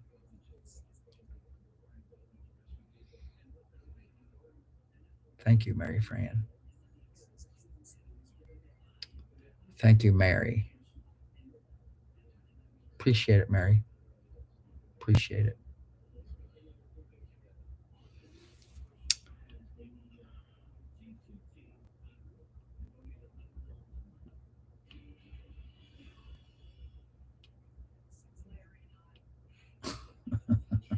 Mary Fran, you sound like you're a robot. Come on, Mary. So where are you from? Come on, Mary. Where are you from? Is what I want to know. Come on, Mary. Mary, quite contrary. How does your garden grow? You've probably heard that forever, Mary. If your truly name is Mary.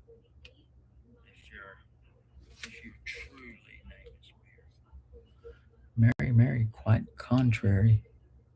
Oh man. Let's do this. I think.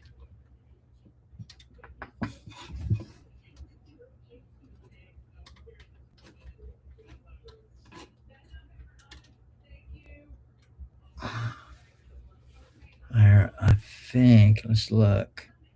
How does that look?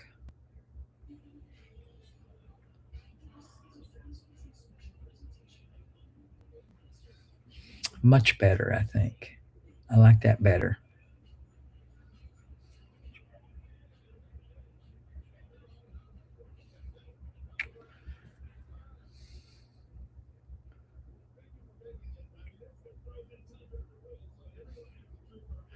Gosh.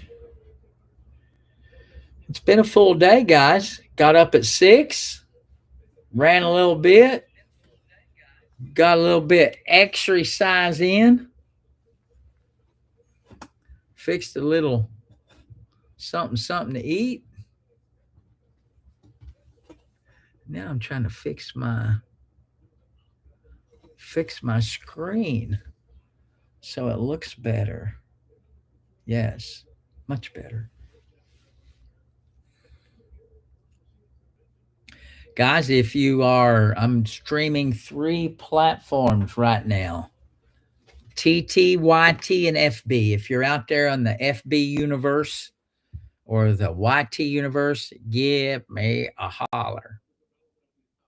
Give me a holler. And if you're over here, I'm looking at you. If you're over here, tap, share, and follow. Let's do this.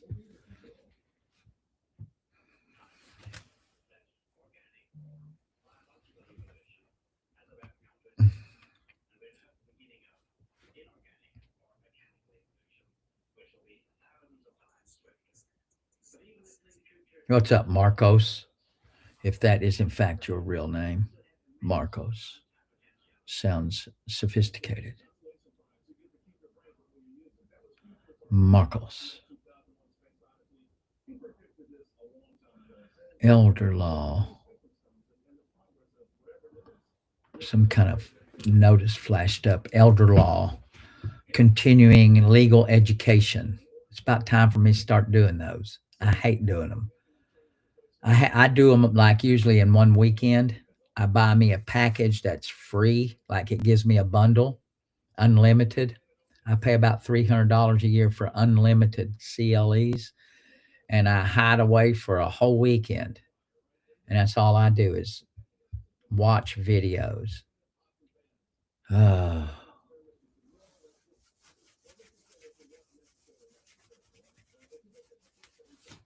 I got to keep up on those for both Kentucky and West Virginia. Come on, guys. Let's get it on.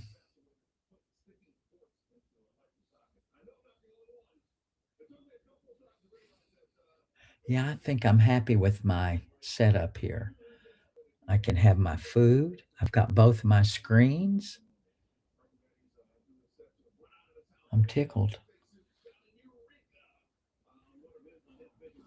The next thing I'm going to do is see if I can run my Tickfinity at the same time I run my. At Dalton Rumley, did you hear about that Melinda Spencer case in Wolfe County? No, I did not hear about the Wolfe County case. I did not hear about that, but thanks for looking in on me on YouTube there, on the tube. We'll call it the tube, because these other platforms get a little pissy when you start shouting out these other pages. But no, I did not hear about it. What makes that case interesting? If you can tell me in a short sentence or two, what's the case about?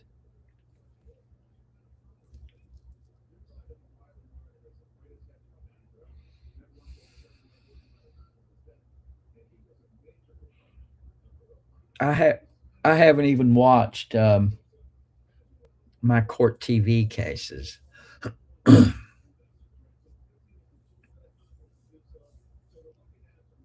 was thinking I might like to go out to dinner, but I don't know. My legs are pretty dag blame tired. Oh, I know what I was going to do. I was going to check my miles and match it against what I did the other day. At Dalton Rumley, fetal unaliving, it was on court TV today. Oh, really? And that was from Wolfe County?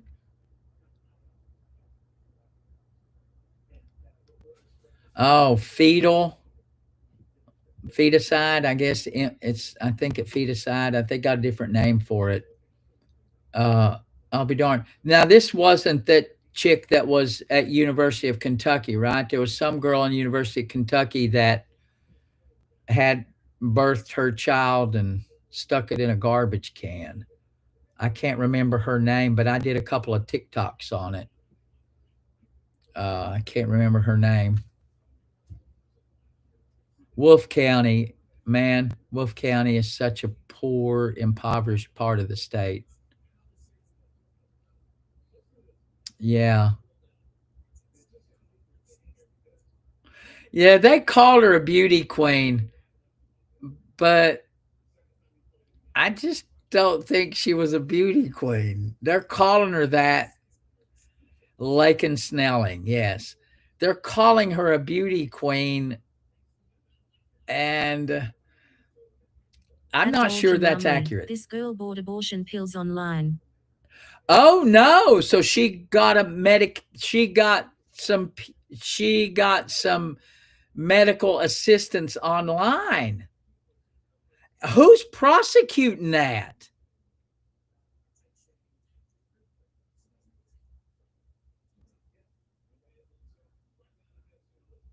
Yeah, I think it was some local fair. I think, but I can't remember when I hear that thing. I think they use that word beauty queen as clickbait. Uh, because I'm confused, and I think there was a beauty queen and something on court TV where they called this lady a beauty queen, and she was not a beauty queen. Now I don't know if Lakin Snelling, she might have been on the dance team or something, maybe. So she might have been actually a pretty lady. But there was one on court TV they kept calling a beauty queen. Okay, so I'm correct. I think she was like Dolgen Rumley. Sounds like charges were dropped.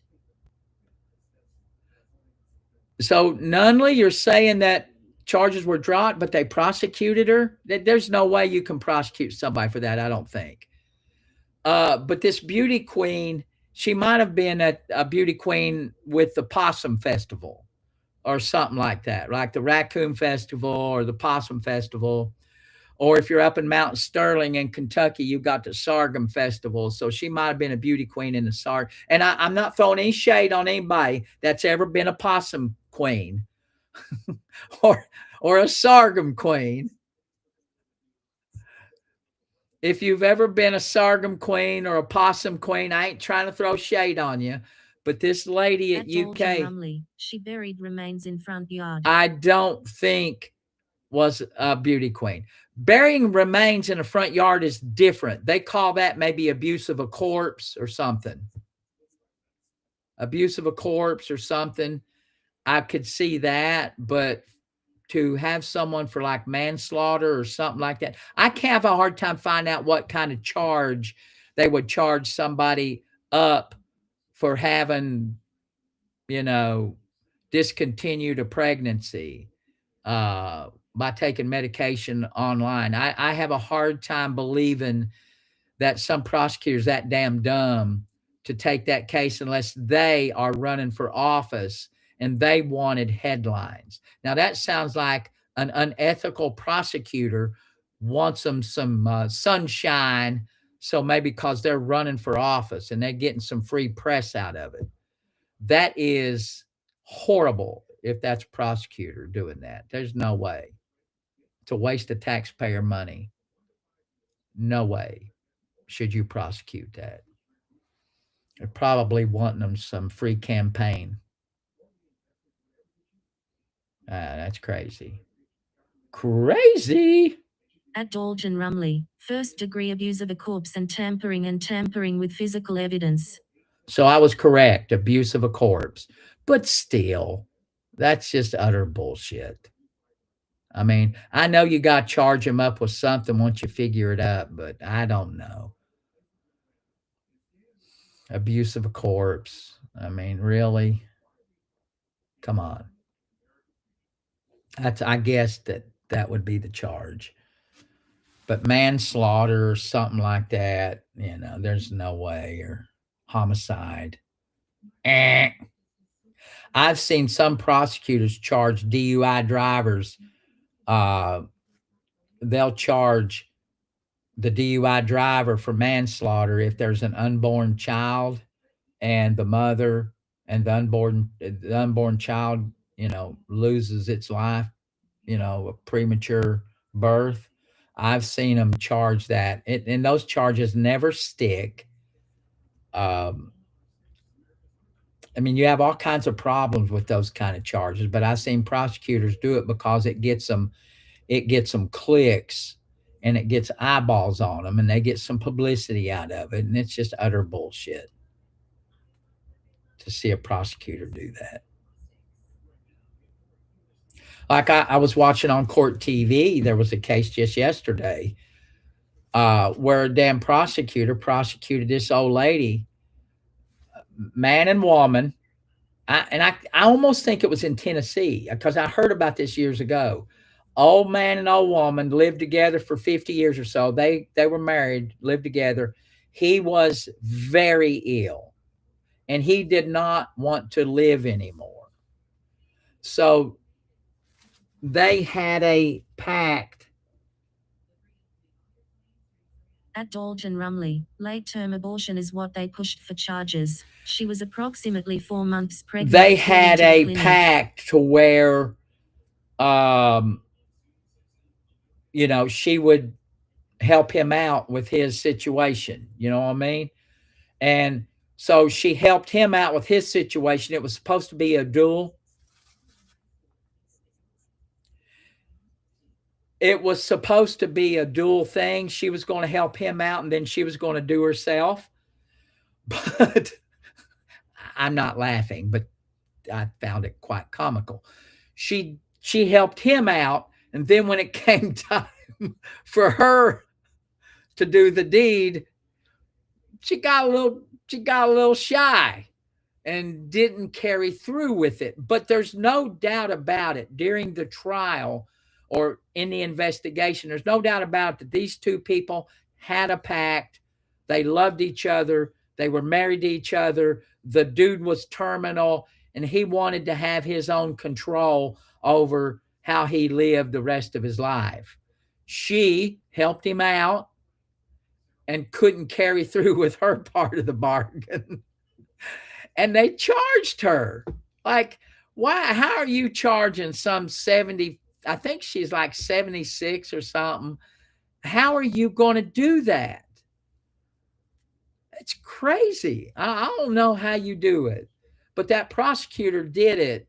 And I believe you follow the law. I mean, as a prosecutor, you search for the truth. That's what you do as a prosecutor. And I wouldn't have wasted my time on that. I mean, I just wouldn't have.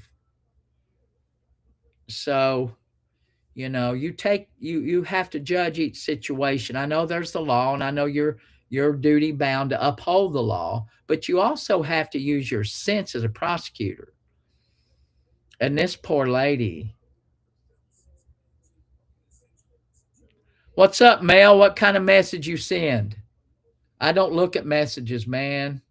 Sorry, Mel. Oh no, I don't look at them. If you send me a message and you want me to look at a case, you might as well book a call, Mel. I don't know, Mel. I only know 2 males, and one of them's passed away, and one's my brother, and I know you're not my brother.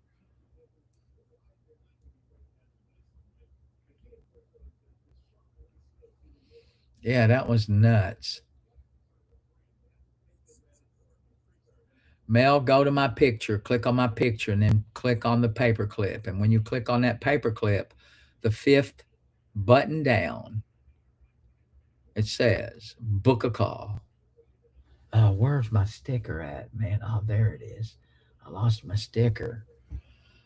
Gotta have the sticker. Come on, fellas.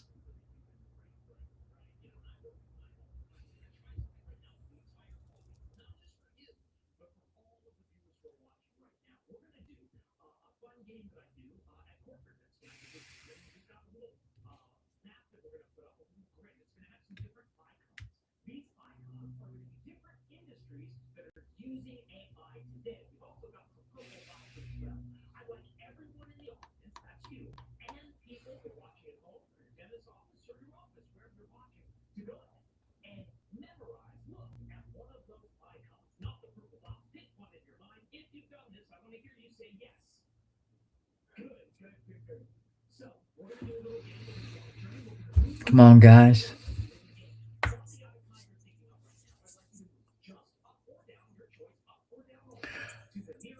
Brooke, I don't mind taking a call, but I got to know what it is. And if I can handle it without any kind of real research, just general answers, I don't mind for someone to call me. I need to know what it is. And because some stuff just require, that I research. So if I don't mind taking a call while I'm here, as long as I kind of know what the issue is. That's kind of what I do here. People enjoy listening to other people and helping figure stuff out. We move. We had to call with the denture lady. I can't recall her name. I'm really bad at memorizing names, but I remember your name, Brooke. You're a long time listener, Brooke. Guys, and if you are looking out at me in TT land, you can be a super fan, and I would appreciate that if you could see your way fit to be a super fan. It helps me do what I do.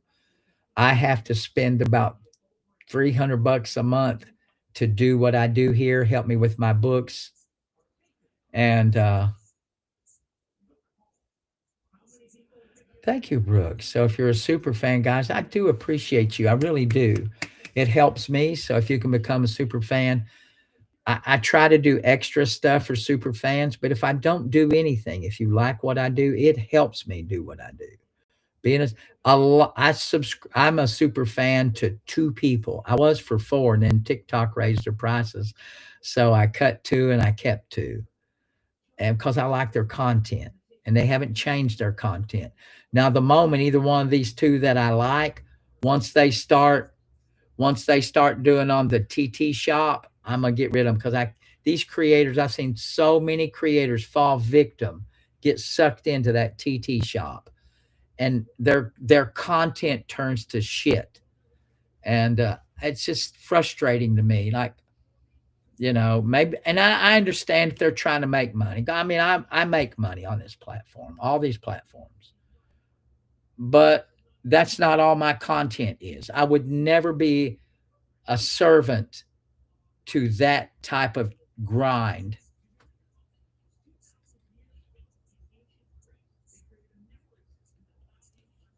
Yeah, and I said this a lot. Brandis, who's a great creator, has turned into QVC, her own brand, and now she's gotten into politics. I think she's a little over, even though she's a lawyer, I think she's a little over her skis, and she's turned into a more of a partisan commentator instead of just really on the law. She appears to be very partisan, and I don't know how QVC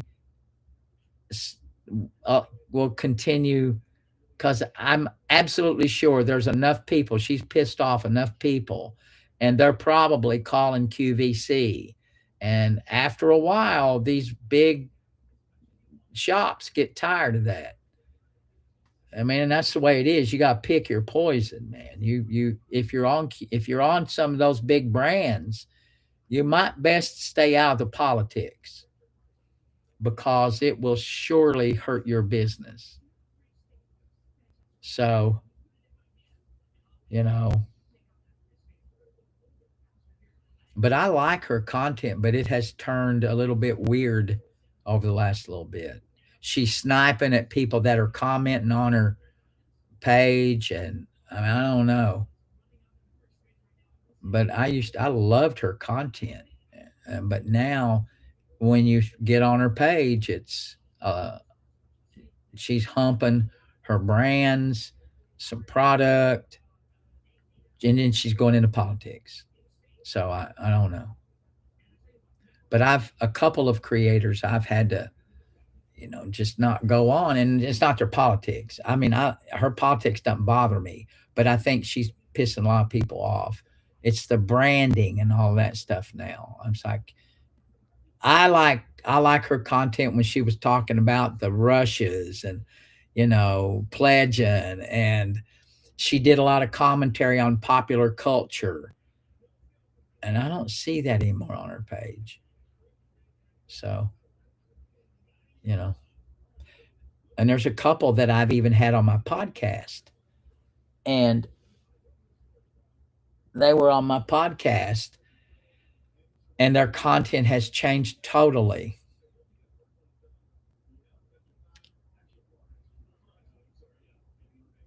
And she's from my neck of the woods, Brandis. I like her, but her content has just taken a big different change.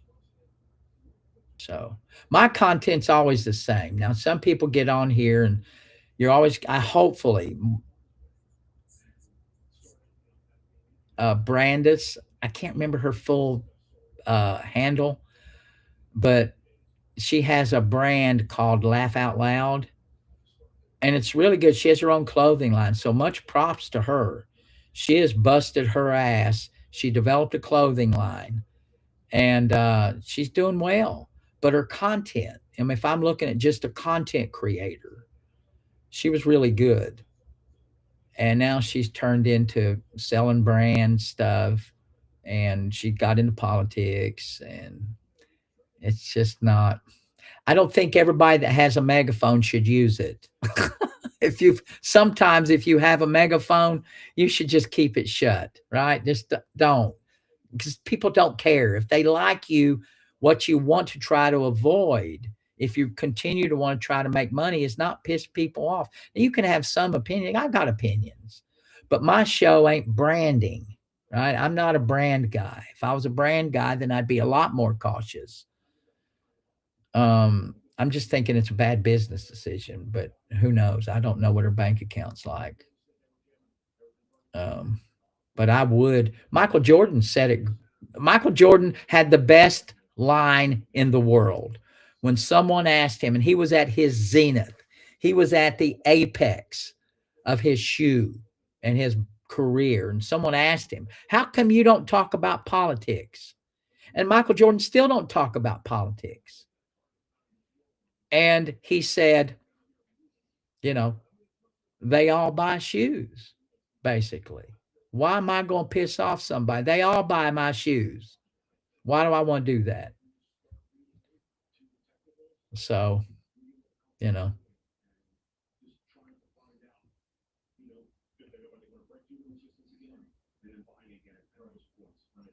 It's just a little weird. God almighty, did my screen shut off again? Hold on, guys. Let me turn my screen on. Again, that's why I hate this app. This app.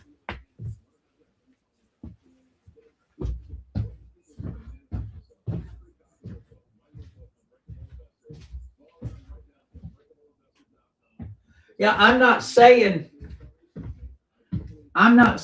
you can't have an opinion. I'm just saying, as a matter of business, as a practical matter, if you're in the business and if that's your business and you want to continue to sell and that's what you do, why would you risk it's like these damn actors. Like, why would you risk your brand and want people to go to your movies? You don't see Tom Cruise doing this mess that you see all these B rank, and that's probably why they do it, because they're B level actors. You never see a top A-lister, hardly ever, come out on the political arena and make a stand. They're usually B-list actors, or they're old, like a Robert De Niro or one of these other kookies. You just don't see it.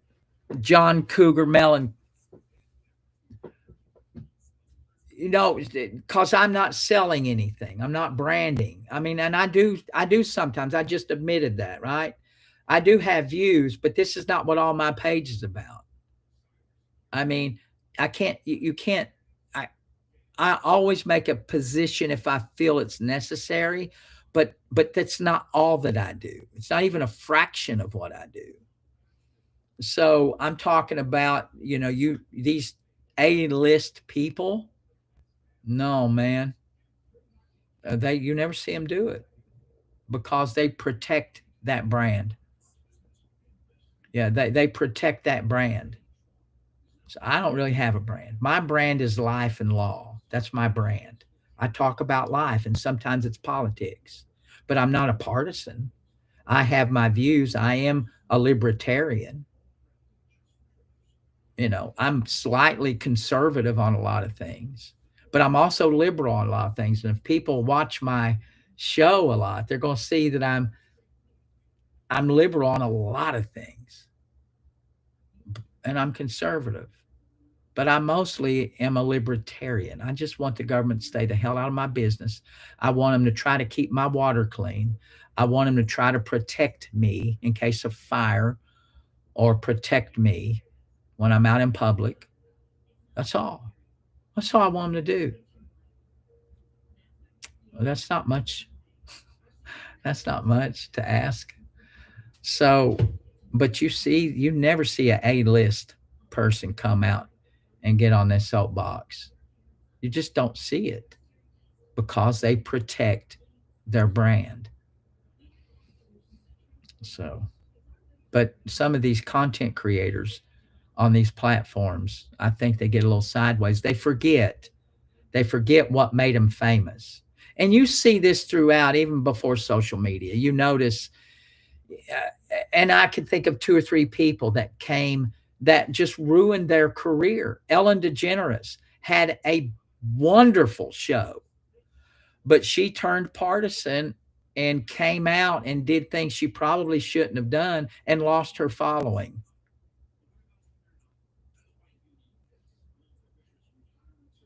And you look at Roseanne Barr. She's a conservative. She came out and lost her show, you know, and they step over that line, and it's what happens. You know, it's you got to know. Ellen got out there and just, thought that, and so a lot of these people think that they're bigger, like they get really famous and they forget what got them famous. And I think that happens to a lot of those big stars. They forget, and it causes them problems. You gotta know who's feeding you.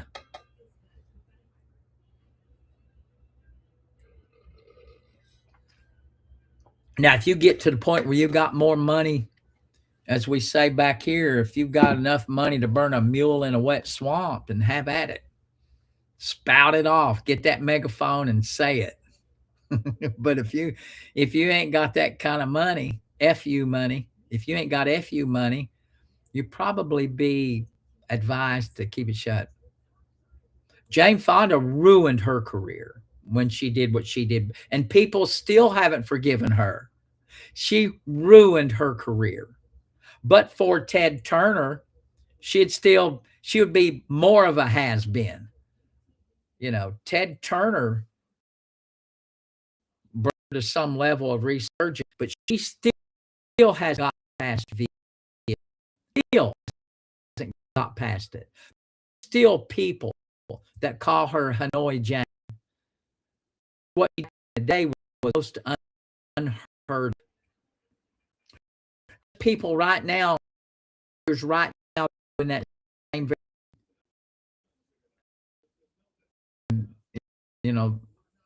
they'll be in the dumpster before long. Jane Fonda was a big one. Now she had a little bit.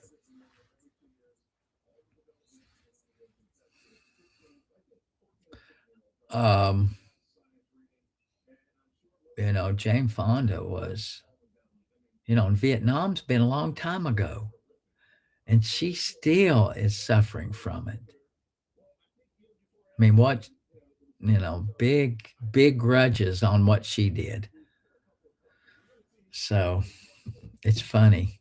Now she had that little resurgence with her. She was one of the very first workout video people. She had that big workout. I can't remember the name of it, but she did a lot of. She did that workout thing.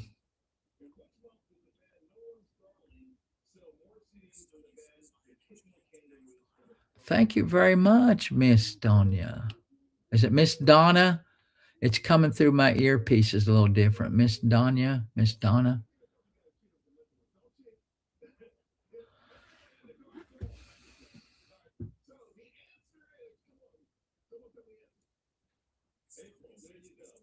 Miss Tanya. Thank you, Miss Tanya. Thank you, Miss Tanya. Most appreciated. So, guys, if you really like what I do and you can contribute, pick up a subscription. It doesn't hurt.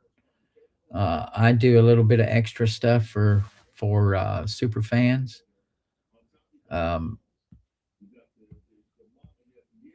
We do our trivia, go to court. When I go to court, I usually do a super fan only chat.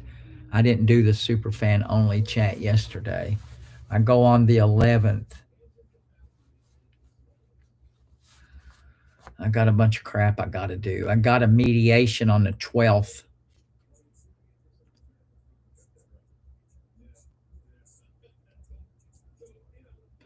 No, if only. All right, Miss Tanya, if you are a super fan and you subscribe to at least 3 months, I give 2 books. If you subscribe for a year, you get them all. But you got to show me proof of the subscription. A super fan. And I'm happy to do that. I will be dropping another book on divorce like really soon. So the title is going to be Breaking Up is Hard to Do. So my producer is we're working on our addiction and recovery course. We have an addiction recovery course that she said she'll be finished with hopefully this week, and we're rolling that out. Now that's going to be interesting. If you know anybody that's interested in recovery, a recovery program, addiction recovery, I'll be providing you materials. Well, you'll have to buy the materials, and then we're going to have a revolving class. I think it's on Thursdays. I'd have to look and see. I'll promote it when we've got it solid. Uh, it'll be $10 a session. Once I've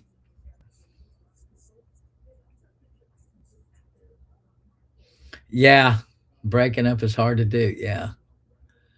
Uh, so we'll be doing classes, $10 a class.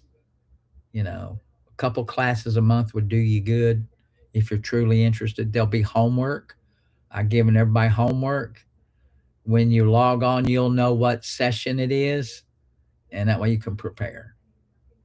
So I'm doing this right. I'm taking my time. We're doing it. And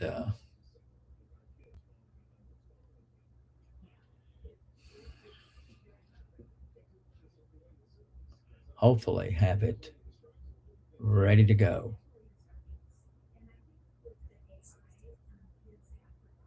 A curve, yeah. I put everybody on a curve, yeah. Oh, I was always on the bad end of a curve.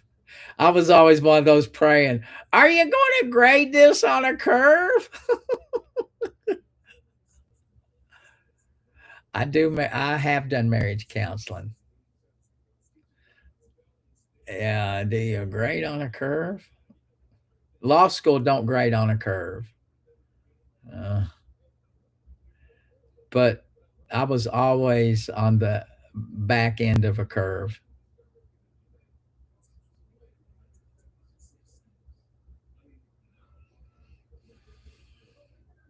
Guys, come on now, tap, share, follow. We got a we got a bunch of people. I don't know if anybody's looking in on me on the YT or the FB. If you are here on YT or FB, holler at me. I know I got you all on TT because I can hear them. FB, YT, I can hear those comments too. Cajun lady, I've been here. Oh, Lord. I don't think there's online law school. No, I'm not aware of any. You might be able to take a course or two online, but I'm not sure of that. And because most law schools, you learn really when you're in class. It's just really good environment. It really pushes you. So I didn't even know you was in the chat, K Rob. I know people tell me that my shirt. I thought of that when I picked this shirt color. I thought people going. You're the first one to tell me that though. I thank you, Mr. McClellan. Uh, yeah, I knew when I put this on. I said somebody's going to say something about my shirt choice, but I get tired of wearing blues and yellows. I just wanted this shirt. I like it. Yeah, I know when I picked it up, I said, well, I wear blues so much. People are going to say, do you not have any new shit?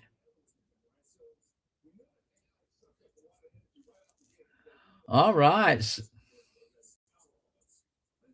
Yeah, Susan, I get it. Sorry. Thank you. Thank you. It is a nice shirt. And then did anybody ever told you you might be an ass? Oh, come on. We got the same kind of humor. I'm telling you, we might be related. That's actually funny. Nice shirt. Oh, that was.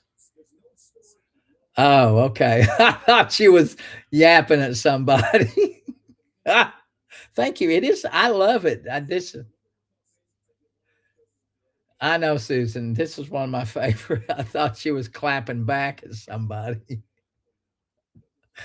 Oh, sound like something I would say though. It is a nice shirt, very nice, comfortable. It's an expensive shirt, but I bought it at a thrift store in Florida. Paid about $8 for it. It's very nice. Feels good.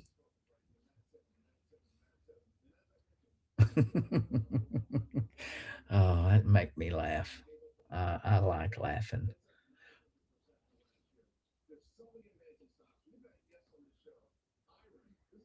Let's go, guys. Come on now. Guys, you see my sticker? I'm gonna throw a little commercial out, fellas. I do automobile accidents. If you're looking in on me, no matter where you're looking in, 3 platforms, we're getting it on today. Automobile accident, I get 20%. And I don't know if you've thought about it. A lot of lawyers now are taking 35, 40, and even 50%. Uh, I just think that's almost unforgivable. If you, I do 20%, and this is how 20% makes a difference. Most people have minimum level coverage. Most states, $20,000 to $25,000 is a minimum coverage. If you get Pixie Sticks 1, I can put you on my big TV here, yay. all right on TV, thank you. If you are, thank you for that on YouTube, thank you.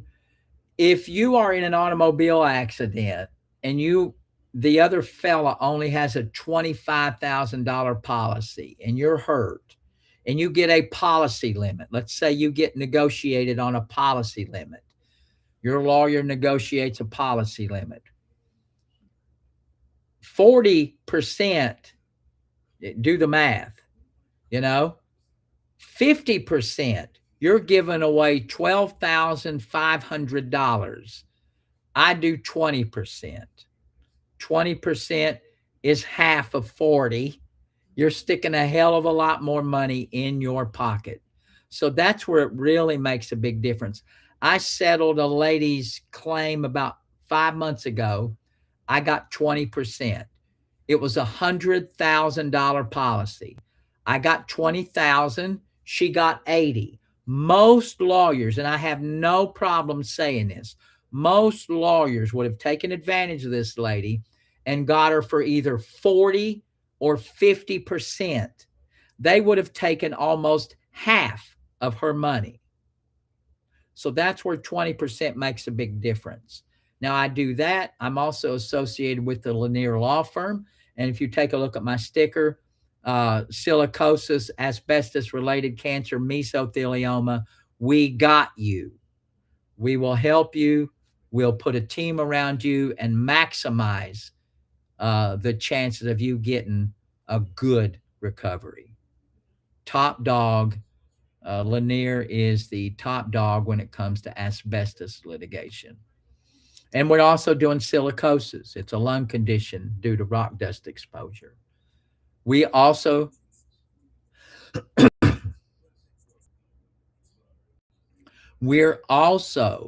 helping individuals that's been taking Wegovy or Ozempic and noticed that your vision has gotten bad. So if you know anybody been taking Wegovy or Ozempic and your vision's gotten bad, give me a holler. Give me a holler. You can send me an email and we'll help you out. But and tell your friends, guys. The biggest thing you can do is tell your friends. Tell your friends. And you can always send me an email. You can straight up call me. If you've got either of those issues, auto accident, mesothelioma, asbestos-related cancer, or Nion. The condition is called Nion with the Wegovy and Ozempic. You have to go to the doctor, get it checked out, go to your eye doctor, ask them to check you for Nion. Now, they're going to be a little resistant. A lot of these eye doctors, they'll say, oh, what'd you do? See a commercial? And you say, yeah, I saw a commercial. My eyes are not good. Could you please test my vision? Because they're not going to want to do it. They're going to think you're a crackpot. I've had that. I've had 2 people tell me that their eye doctors wouldn't give them the test. Well, I'd be going to another damn doctor. If I had a problem and I wanted my doctor to check me for it and they wouldn't do it, or they looked at me and laughed at me, damn if I wouldn't go somewhere else. So you're the boss. If you've got a problem, you need to get it looked at.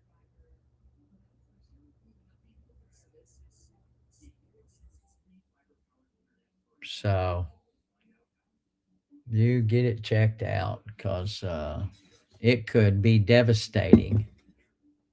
Doctor be laughing at you because you think you've got an eye condition. And see, that's the thing, Inside Zone. That is the thing that bothers me about that. Like, why would a doctor not want to make a little bit of extra cash to test somebody, even though they might think they're a crackpot? They're still making money. I honestly do not understand that. That it's like my dermatologist, he failed to biopsy my ear. I went to him several times in a 7-year period. Yeah, I believe that. In a 7-year period, I went to my dermatologist 8 times, and I had a spot right there on my ear, on the other ear. Of course, it's not there now, but right here for reference. And I kept saying to the doc, about every other time I say, Doc, what's this? The spot is maybe getting a little worse. And the doc would look at it and he'd say, it's a little basal cell cancer. Let's just watch it. Let's just watch it. Well, he gets $400 or $500 for biopsying a damn thing. Why would he not have biopsied it? I don't get it. And so when it started bleeding, I had to say, hey, doc, this thing is bleeding. Do you care to biopsy it? Well, I guess we'll biopsy it. It came back. It wasn't a basal cell. It was a 3rd stage squamous cell. They are very dangerous. And so I lost most of my ear. And I thought, he could have bought, and the medical experts have told me that I have on my case that if he would have biopsied that early, would have saved my ear. I don't, and plus he would have made money. It's a 2-minute procedure.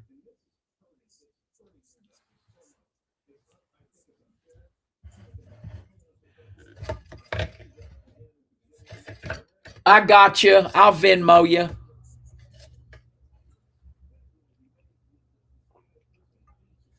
I got you, buddy. I'll Venmo you. You probably can't get any money if you do that. Sound like to me you got a bowel problem. I don't know how much money you're gonna get for that issue. Sound like to me it's a personal problem. I'm just saying. Probably a personal problem. You might be able to get a crazy check if you do it out in public. You might be able to get a disability check if you do that out in public. In fact, I tell people, if you want to get a crazy check, get out in public and pee on yourself 3 times. I think that's the magic number. You have to piss on yourself. You have to piss on yourself 3 times, and that's the way to get a check. You get a check, piss on yourself in public 3 times. You probably get a check for that. But now you got to get a lot of people got to be around you and got to act like you're kind of dazed, gape your mouth open and pee on yourself. Do it 3 times. You probably get a check.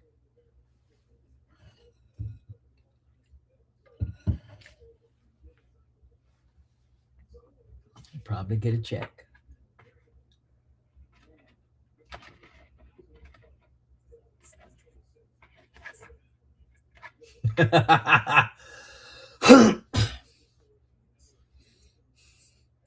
Yeah, 72-hour hold too. Yeah.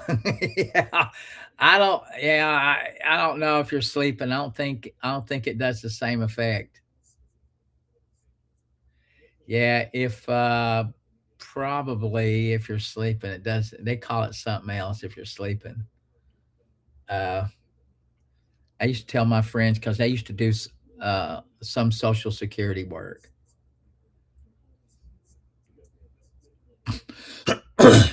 I don't know that I'd be telling people that I had a 30-day hold in a nut farm. I don't know. I think I'd kind of keep that to myself if I was you. That's probably something you don't want polite company to know. That's just me. And which reminds me, I mean, so people like to tell themselves nowadays, these younger people, if you're under the age of 30, you think it's pretty cool to tell people about your mental illness issues, your mental health issues. It ain't cool, and it'll keep you from getting a job. But you don't know how many people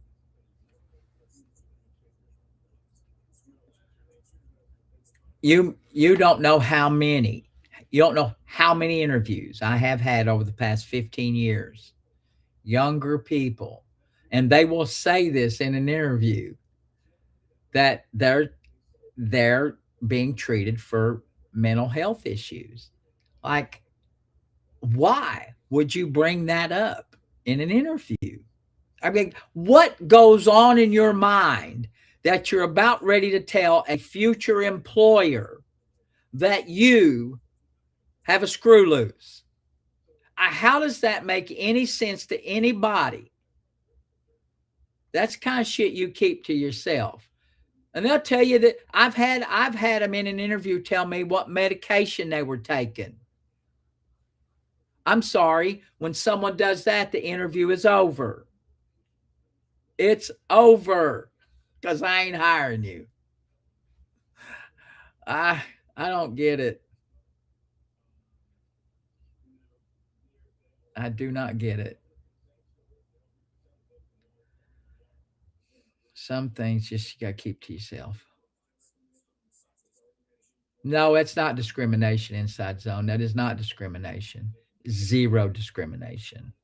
That's what people think. That is bullshit. No. That is not discrimination. No, it absolutely is not. Absolutely is not. I am not hiring someone that can't do the job. It is not discrimination. That's nuttiness to think that. Come on, Willie. You're crazy. Come on, Willie. Stop it. Stop it.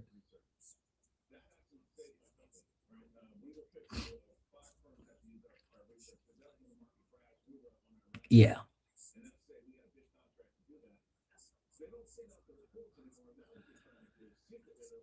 That is not true. That is not true.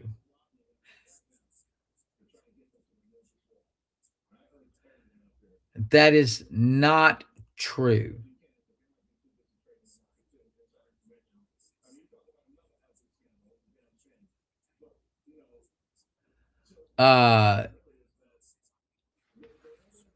If I am hiring someone, and in the interview process, for whatever reason, they demonstrate to me that they cannot do my job, I do not have to hire them. If my office is on the 10th floor and they in a wheelchair, I ain't hiring them because they can't go to work.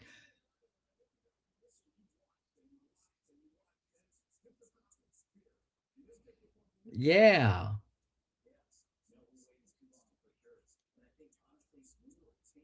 I'm not.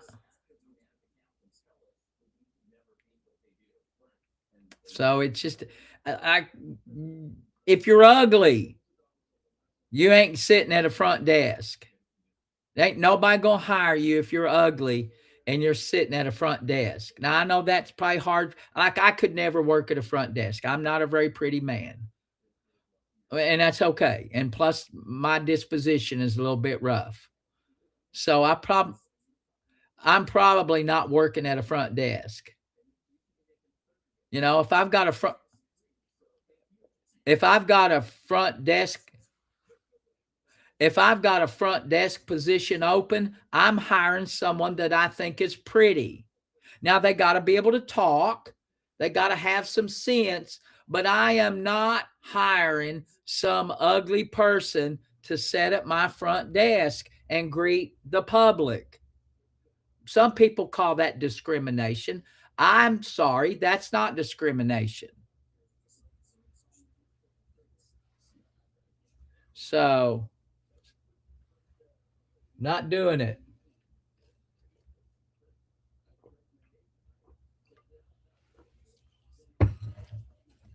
If you're ugly. Yep, that's a. Yeah, you ain't getting disability check for being ugly. Can you imagine getting a check?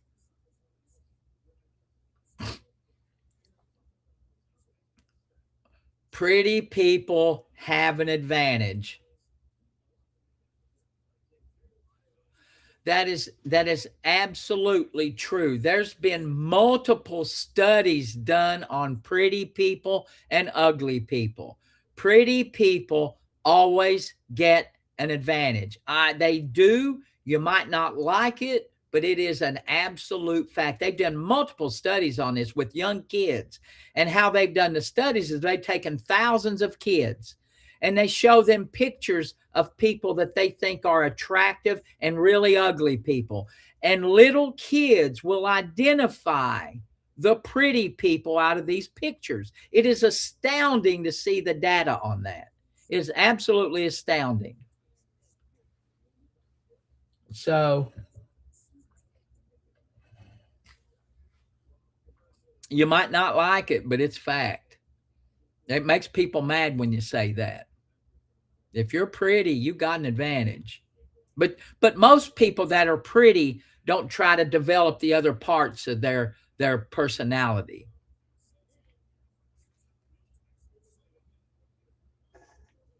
So, a lot of people dine out. But, the real problem with that is if you're pretty, no matter if you're a guy or a girl, and I see a lot of pretty men. I am not ashamed to say when I see a pretty man. If you're a pretty guy, if you're a pretty lady, what happens a lot of times, if you don't work on yourself, if you don't try to expand your mind and get you some skills, and if all you've ever done is dine out on your looks, when you get 30 or 35 and shit starts sagging, you start getting wrinkles, you're not going to be there, right? You're not going to be as effective. So you need to prepare for the day when this shit goes away. Most people don't do that. They dine out on those looks. And then at the end of the day, when those looks are gone, they have nothing else. So,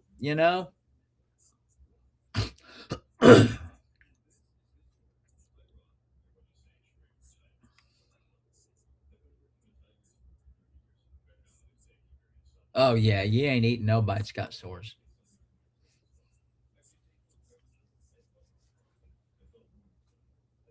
Oh, I like.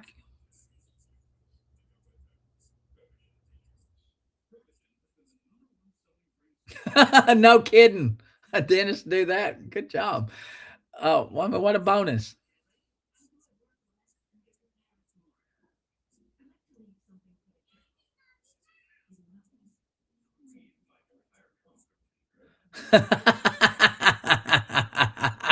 That's a good tip. Tip of the day, K-Rob. Tip of the day. Tip of the day. And this is for free, guys. You're getting this stuff free. Tip of the day, K-Rob. This is free, guys. Tap, share, follow. It is free. Guys, if you all are in control of any group or organization, If you are in control of any group or organization and you're looking for a motivational speaker, holler at me. I could provide you with tape of what I do. And I would love to come speak to your group on how to become successful in spite of personal issues. It's what I do. I can speak on addiction and recovery. Oh, it might not be K-Rob, but that's all right. I couldn't help it. Just throw it out there. I am a motivational speaker. I can help you if you're ugly. I can help you, you know, I can help you get to where you need to be.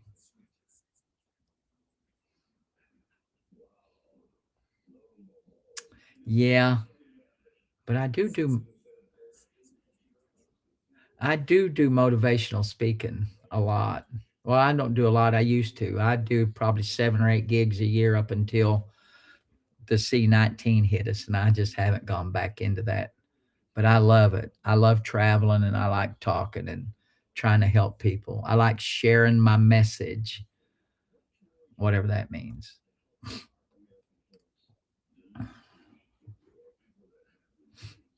I can speak authoritatively on several different topics.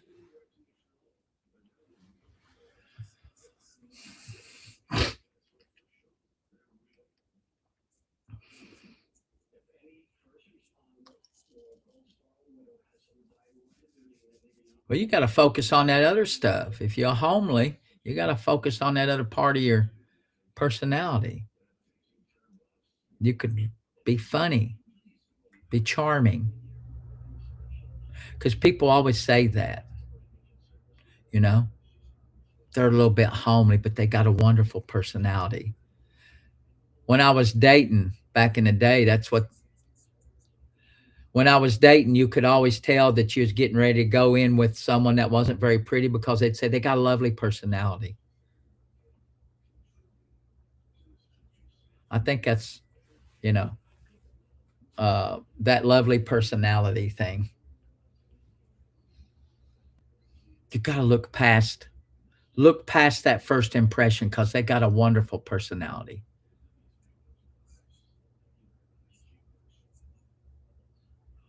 Oh, thank you, Miss Taylor. Brandy Taylor.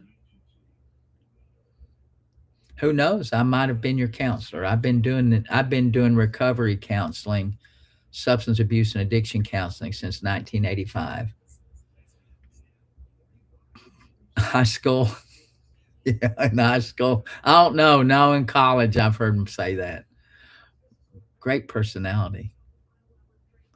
That's what your mama and daddy say. Oh, God, they're a wonderful person. They're funny. They're nice. But they don't say they're hot.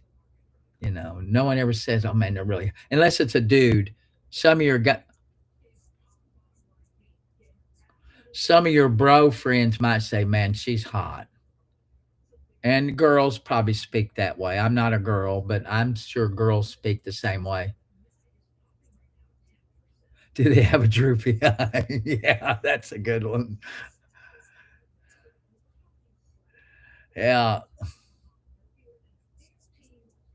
Yeah, if girls talk that way, man, you know, girls, I'm sure they do. Girls are like guys, right? They just hide it better. I'm sure they get together and say, man, you need to get this dude. He is hot.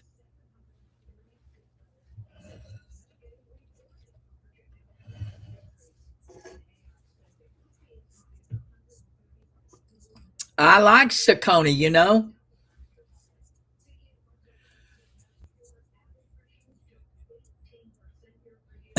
Oh, that's a good tip. Someone asked about Sauconys. You know, I thought about going back and getting me a pair of Sauconys. That was the very first pair of running shoes that I got was Sauconys. And I didn't buy them. I had an older gentleman. He's passed away, and I've told this story before, and I won't be long with it. But I met him in a race. His daughter went to college with me and my wife. He came down from up north and was in a race I was in, and he noticed I I just started running really competitively. This was about back in 1992 or so. And he had noticed my shoes, and they were no names. They weren't worth a shit. And he said, "Hey, man," he said, "you ever try these Sauconys?" I said, "No." He said, "Well, I got a bunch." And he probably knew. He knew we didn't have much money back then. We didn't have any money. We just starting our family, and we were poor as shit. And he said, "I got some shoes." He said, let me, I'm going to give them to my daughter. Her name was Carmelita. He said, "I'll give them to Carm and she'll give them to you." He gave me 2 pairs of Sauconys. I loved them. And I just never bought a pair. I fell in love with the Nike Airs, the running shoes, and now the Brooks. I've been running in Brooks for about 4 years now. But Sauconys, I thought about going back to them. So, I mean, they're a good running shoe. But now I love my Brooks. Boy, they are good. I had bare feet in my shoes back then. I've never liked socks in my running shoes. It just cramps my toes.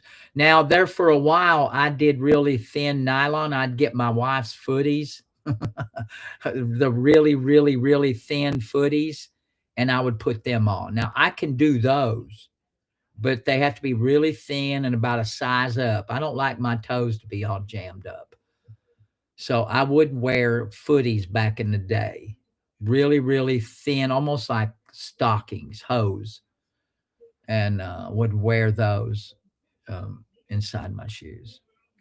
But now I raw dog it, man. Just give me a damn pair of shoes and lace them up. But I don't get blisters. I don't have a problem with blisters or not. My feet's pretty well.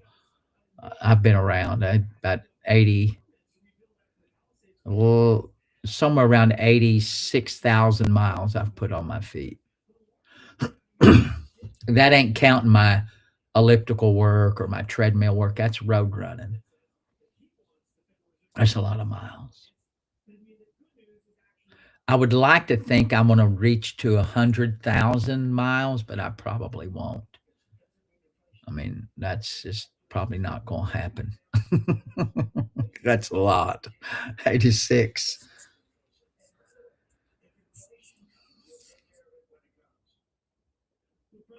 Yeah. I just don't like thick socks, and they're thick.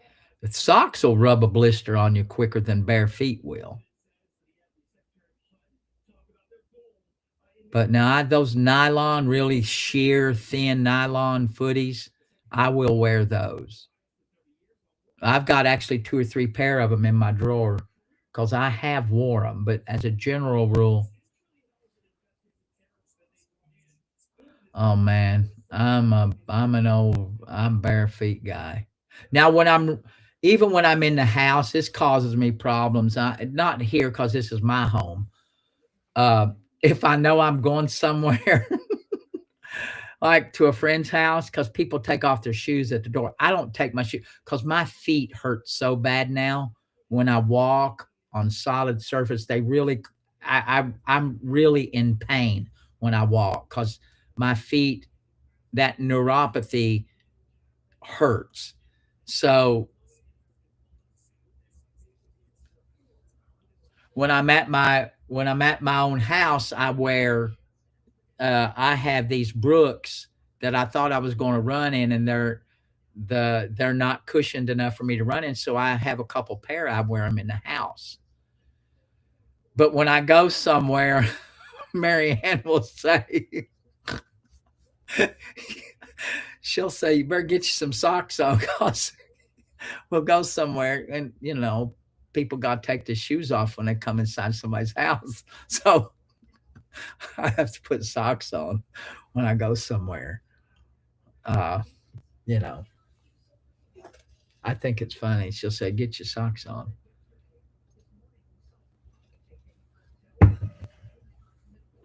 I say, "Okay." Last time I did that, we were invited to Christmas dinner at Anna's boyfriend's family, and I thought, shit, I got to put socks on. When I go somewhere fancy, gotta put some socks on. A little bit nutty. Come on, guys. If you're looking in on me on the YT or the FB, give me a shout out, guys. It's always quiet over there because I know I don't have many. I know I don't have many viewers on there, but give me a shout out. Yeah, I used to have when I prosecuted juveniles, I would wear some Looney Tune socks and stuff like that.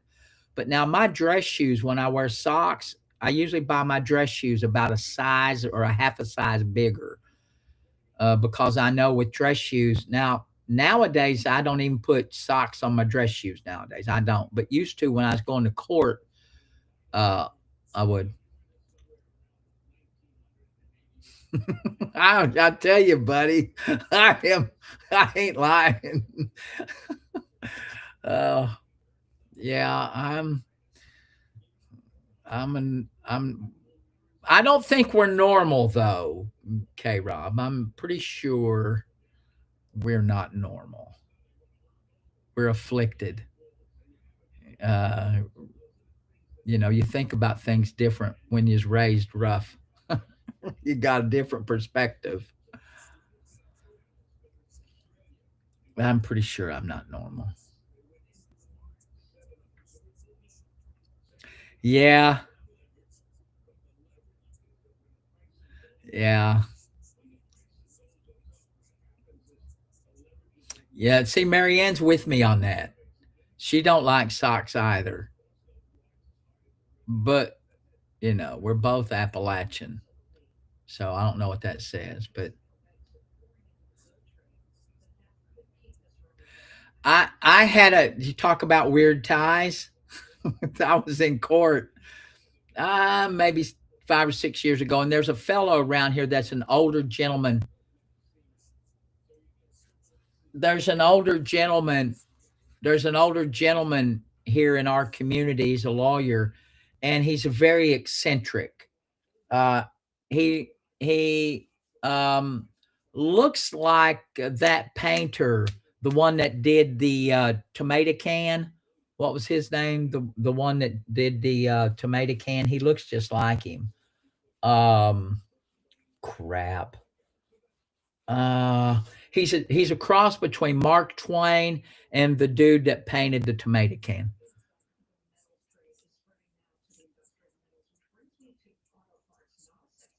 I've used Roadrunner Sports. Andy Warhol. Marianne knows who I'm talking about. But he's very eccentric. He came into court one day with a Viagra tie. It had Viagra on it and shaped like an arrow, and it was pointing down. And he's strolling the court with that tie on and had to bring it to everyone's attention when he got up there to do a case. He actually said to the judge, "Hey, Your Honor, how you like my tie?"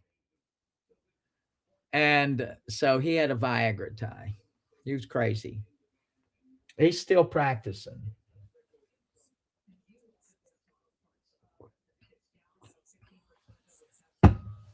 I'm not shitting you, Susan. I'm not shitting you, Susan. Why should someone choose me as an attorney? Because I work hard and I care.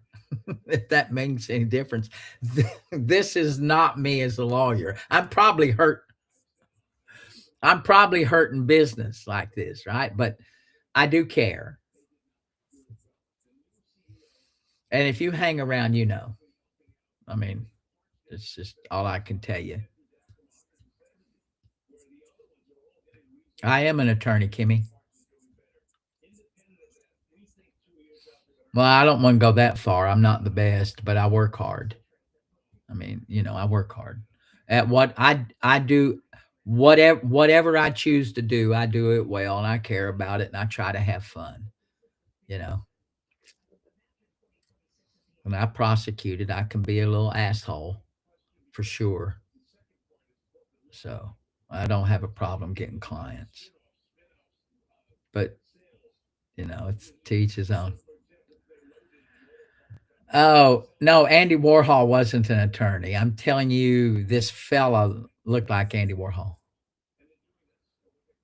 He was the dude's name's Larry Webster is his name. He's a practicing lawyer here, really nice guy, very eccentric, has a wonderful sense of humor, and he is brilliant. He's very smart.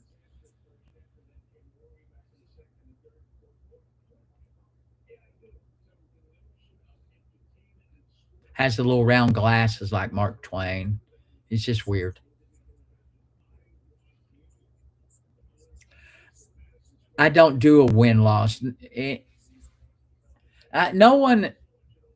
This question comes up every now and then, and it's always, what's your win-loss record? Any lawyer that tells you that they have a win-loss record, you should run away from. That's not the measurement of what a lawyer is supposed to do. There is no win-loss.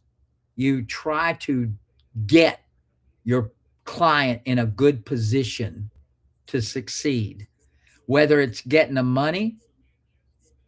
Some clients, some lawyers will consider a win getting their client more money than what they thought. If it's about money, I don't know that there is a win-loss on money. There's not a win-loss in criminal law either. If you're a criminal lawyer, you win sometimes by putting your client, just keeping them out of jail. It ain't getting the case dismissed. Just keeping their ass out of jail is a win. Or getting a lesser sentence is a win. So win-loss, that's hard to measure because it's not black and white that way. Like my client yesterday, a win for him is home confinement. Right? That's a win. Or 2 months in jail instead of 4 months in jail. That's a win. So it's not a win-loss. And any lawyer that brags about a win-loss, any lawyer that brags on a win-loss record is lying to you or trying to blow smoke up your ass. And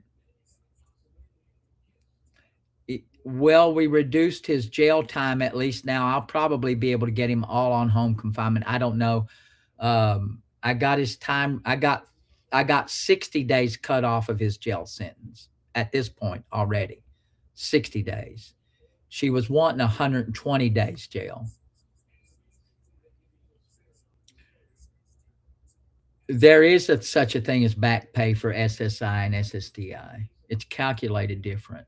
Usually a judge will tell you at a hearing whether or not they're going to award you back pay. Most judges don't like to do back pay. They will fix that start date to where you ain't getting no back pay. A lot of judges will do that.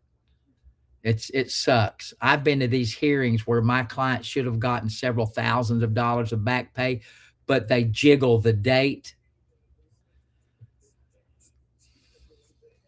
Oh, I love Jerry Spence in his buckskin jackets. Yeah. That's how I remember Jerry Spence in those brown buckskin fringy jackets. I thought those were cool.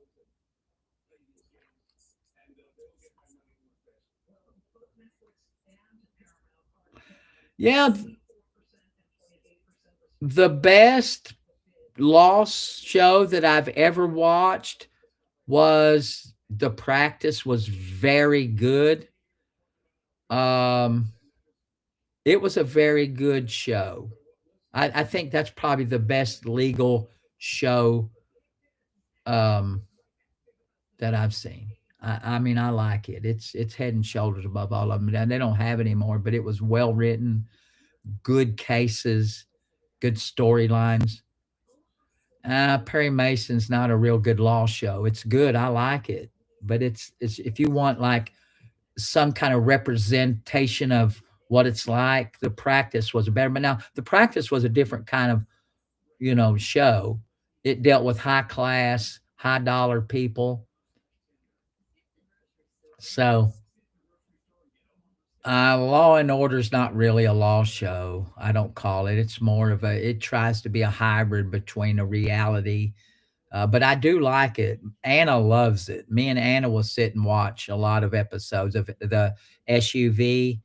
When she was here before she left home, we watched a lot of SUV. Oh, and that's I actually like it, but I don't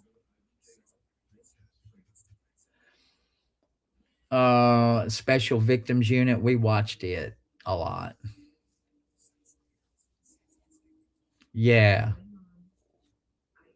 So me and Anna, when she was here, we watched a lot of it.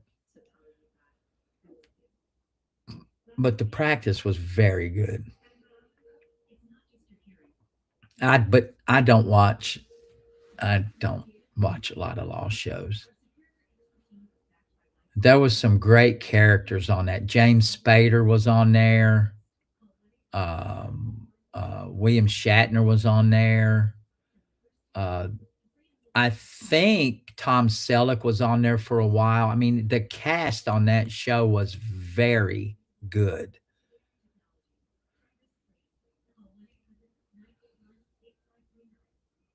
I think it was James Spader. Was that who was that him? I'm trying to remember if that was him. That was one of the um he was in that blacklist. Well, he left the practice and after it was over and did the blacklist for a while.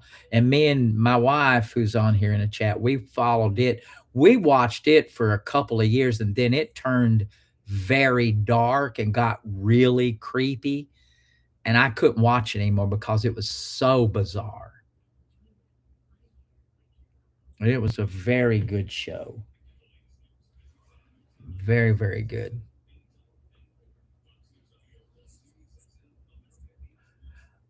You were on, yeah, Dylan McDermott. I mean, the cast on that show was so you were on the blacklist, K Rob. What'd you have, a little cameo? Oh yeah, I saw that. Yes. Yeah, that was cool. Did you get are you a member of SAG? I don't think I asked you that. Were you a SAG member? Did you have to get a card?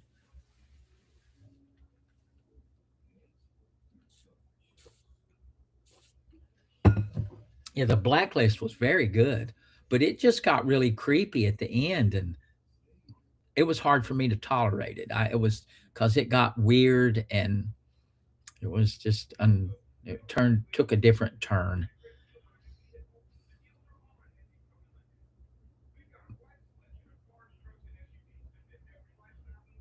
James Spader was excellent, though. He is an excellent actor.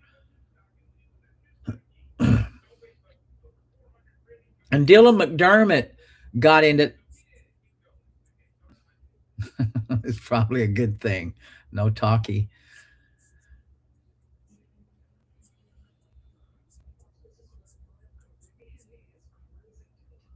Okay. Okay. So you were fired because of the green leafy stuff. I mean, so what's your question? Right? You shouldn't be doing that if you're in a car dealership, particularly if you're taking people out for a test ride. It doesn't matter. If you have a medical card, it doesn't matter. People don't understand that. I have I have no effing idea what a downwinder is. I I don't know what a downwinder is. I have no idea what that is. So, but on the issue where they fired you, this is important that you know. More and more states are beginning to legalize the leafy stuff for recreational use and for medical use. Just because you have it as medical, you got a card, does not mean that the employer has to keep you. It absolutely doesn't mean that. It doesn't mean that you can't get accused and convicted of a DUI. It doesn't mean that your workplace can't fire you, because they can. They can. If you're taking any medication that will cause you to become impaired on the job, that employer does not have to keep you. Doesn't have to. So because you got a card does not make you immune from being fired.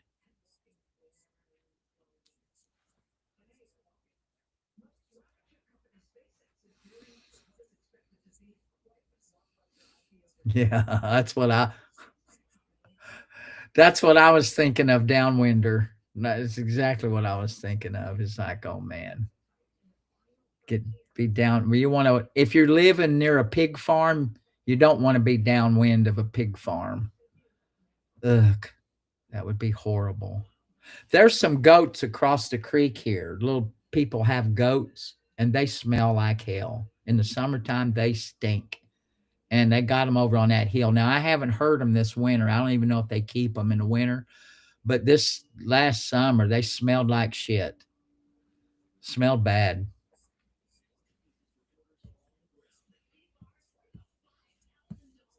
It doesn't matter what the fragrance was.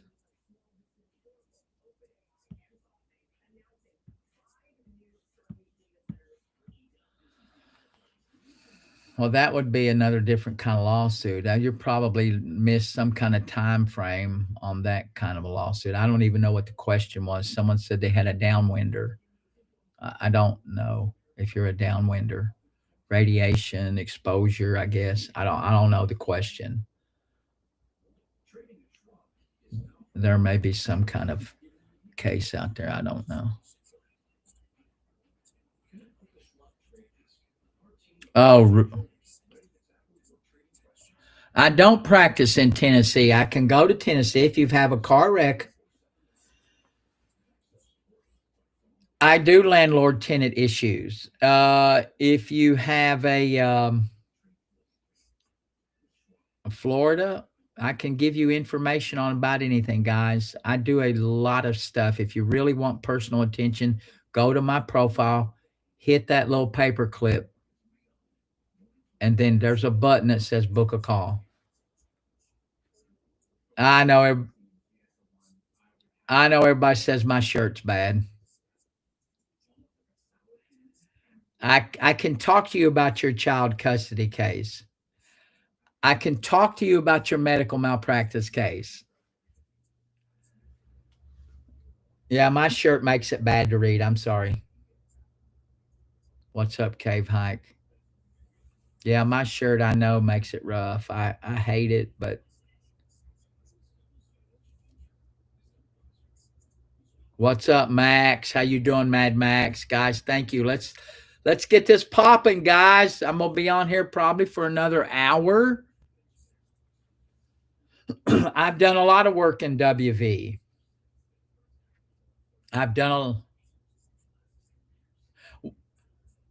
Well, I like it, but I guess it causes people trouble reading comments. You go through my profile, Jangalang. You go through my profile, Jangalang. You go through the profile. This Eugene. No, Eugene's one around. Pardon me? Is one around? This is Gibbs. No, Lorna leaves at 3:00, my brother. Okay. What's the issue? She's supposed to get my medicine lined up for me. I just want to get curious. Yeah. Well, I can send her a message, but can you call her back in the morning?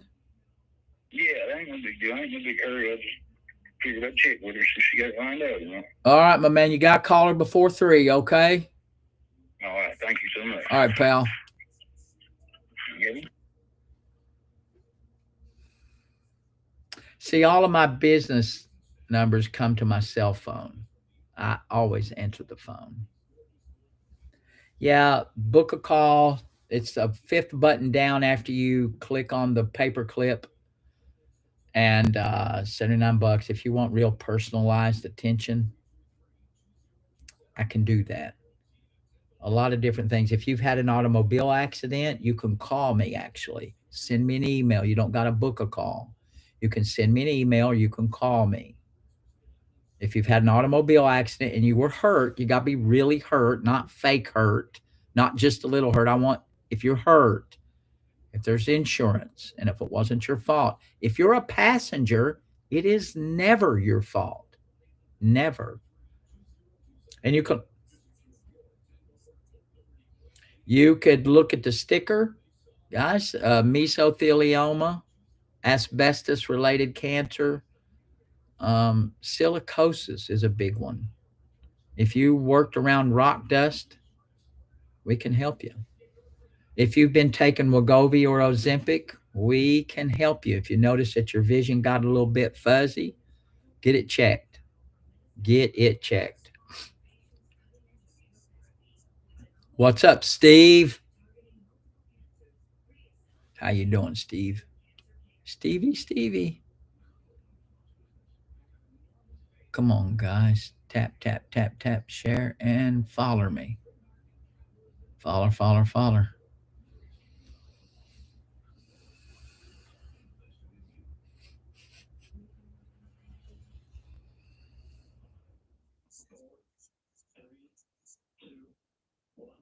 Kimmy, get yourself checked, baby.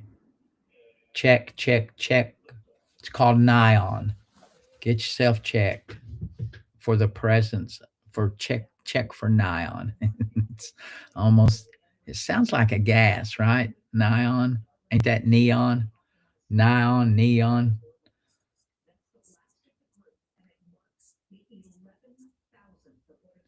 You book a call because you'll submit the question at the same time when you book a call. There'll be a spot for you to send the question.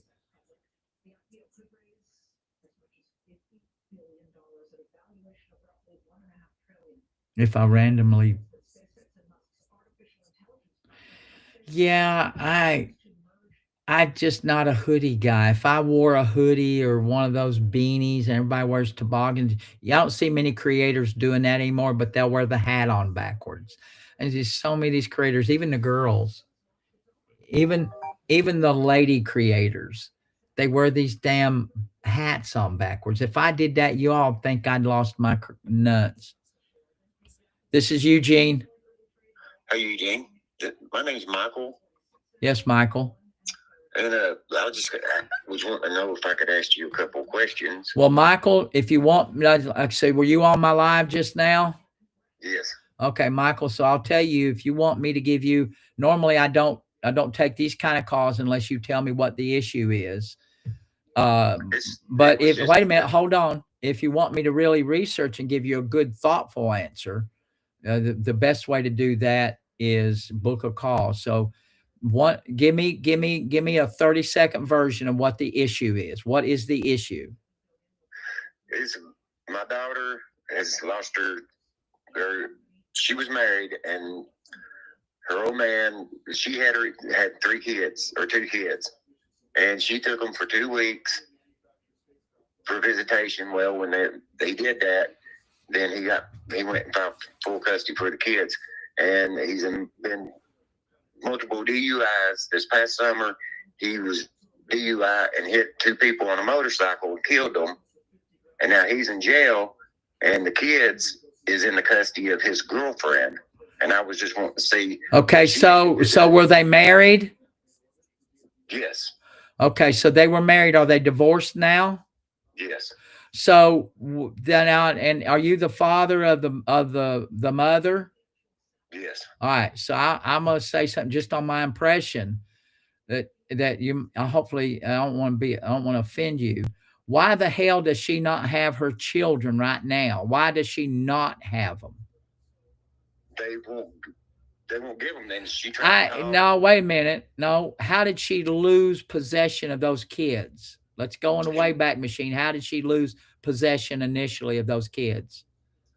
She was living with me here in Kentucky. Okay. She come to see me in Kentucky. Did she have the kids with her? Yes. Okay, she had the kids. So when so how did she lose initial possession of those children? She took the kids to see their daddy for 2 weeks. He wanted to keep them for 2 weeks in the summer. She agreed to it. Okay.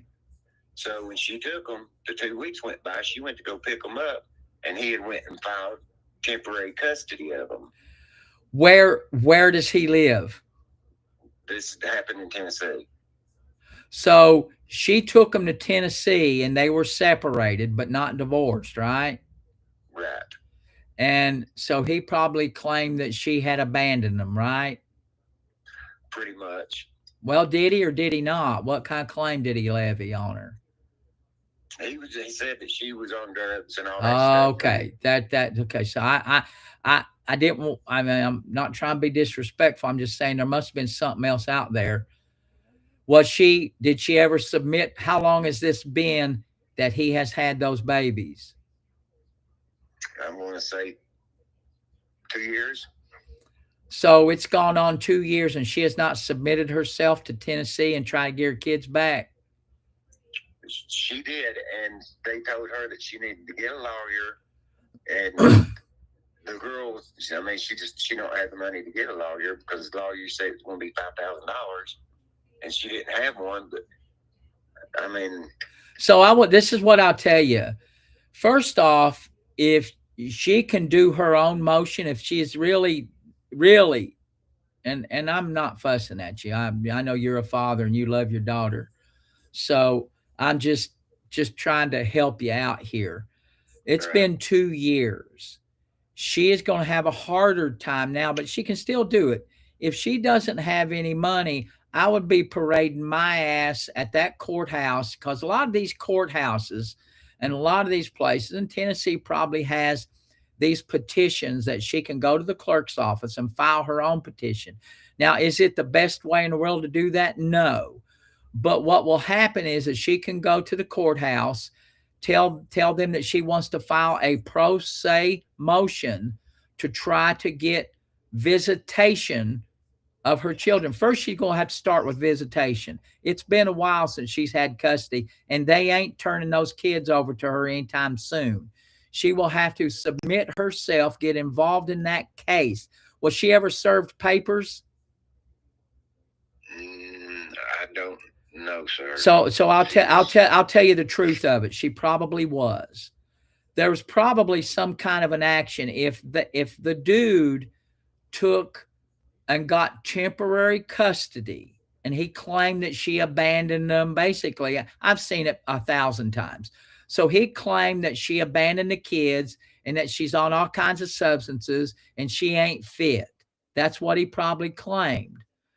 So she is going to have to find that case number and do her own pro se motion and get involved in that case. And if she ain't got no damn money, she can do it on her own. But the problem is, and you're going to know this already, she going to have to cart her hiney to and from court to get involved in those children's life. But she going to have to start with visitation first. And so I'm going to give you another little thing. Does she still live with you? No, she has her own place. Well, she lives in government housing. So, and the thing is, you know, this guy's going to prison for the rest of his life. Well, I mean, well, if he's already in prison, then her job will be easy. If she's the mother, he's in prison. All that she has to do is submit herself to that jurisdiction, fill out the proper form, and be clean. She's got to make sure that she pisses as clean as a whistle. And you got to put it to her in language like that. If she goes down there and files her own motion and she's dirty, she's wasting her damn time. She needs to get. See, that's the thing. She never done drugs. Ever, well, okay. Listen, we both got kids. We never know for sure. I'm just telling you, you put it to her that way. Okay. Right. So So you never know, but put it to her that way.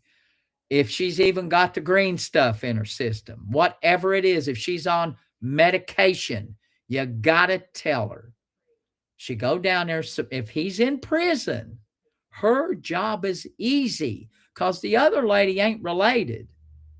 The law always favors a parent if they're appropriate. So she needs to card her ass down there in Tennessee, file the proper paperwork, and just get in front of the judge. She don't got to go on about nothing. She just got to say basically, and if it was me and I was lawyering her case, I would say, here she is. My client is here. Daddy is in prison. He ain't getting out anytime soon. The child is with a mother, she's probably not even a stepmother. She's with an unrelated person. And here I have my client who is the biological mother. Law always favors biological parents.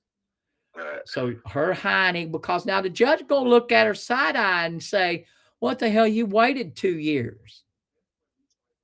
And I'm going to give you a little hint. The judge ain't going to like it if she just stammers around saying, well, I didn't have the money. Because it's free. If she truly wanted to submit herself, she goes to court, get a form, fill it out, stay there until she gets a hearing, and get custody of those kids. Okay. That's easy. If he's in jail, she don't got to fight. All she's got to do is make sure she pisses clean and has a good story. And I would suggest to her, if it was my client, if the judge asked you, I would say, as a lawyer, I would say, Your Honor, my client was down on her luck. She wasn't expecting this. She didn't have any funds, and now she's scraped together enough money to come down here and stay and prosecute this case. Okay. Okay? All righty. I appreciate your time. Is that fair enough? So you're in Kentucky? Yes. Where at in Kentucky? Williamsburg. Oh, cool. I love it down there. Good job. So what do you do for a living?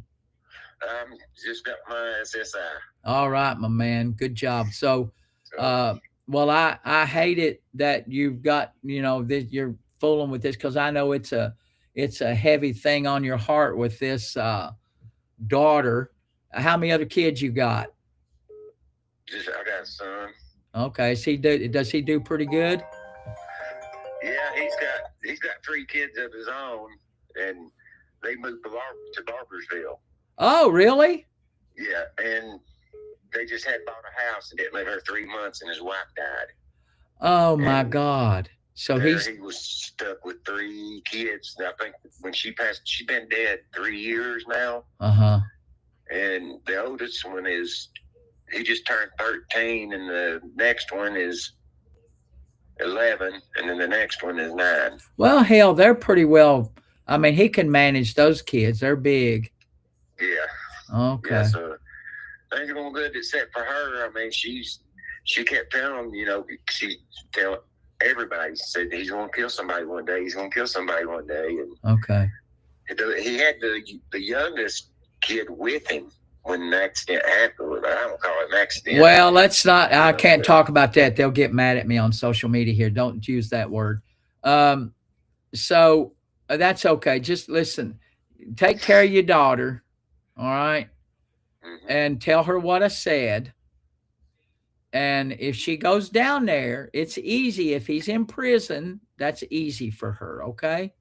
Well, he's not in prison yet. They're fixing to send him to prison. Well, he's not getting out. Has he pled guilty already, or what do you mean fixing to? It's in the courts right now. Has he been indicted? Yes. Okay. Well, she needs to go down there anyway. Get down there and get her in the case. Tell her to get her ass down there.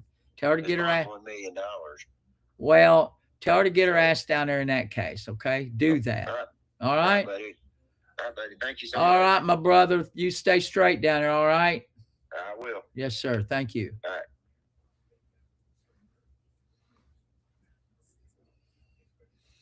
Methadone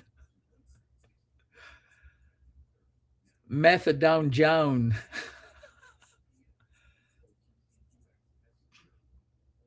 Methadone Jones. What a name. What a handle.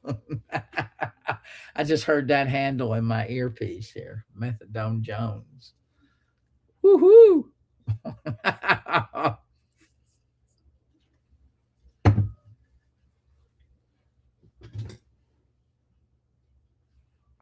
Oh, wait a minute. Let me see what my daughter wanted here. Hold on. She was calling me. That was funny. Yeah. Well, you notice, so good dude here.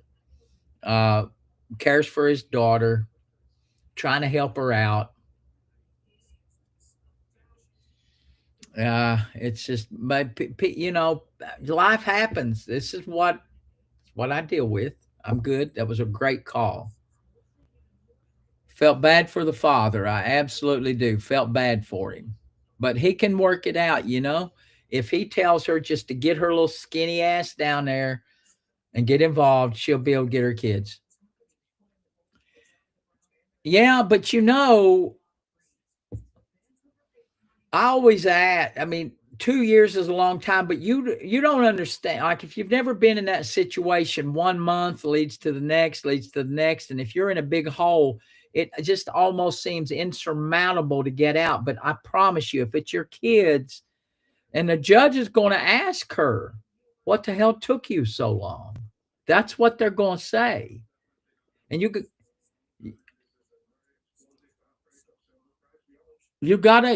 come with it. You gotta come with it. I understand.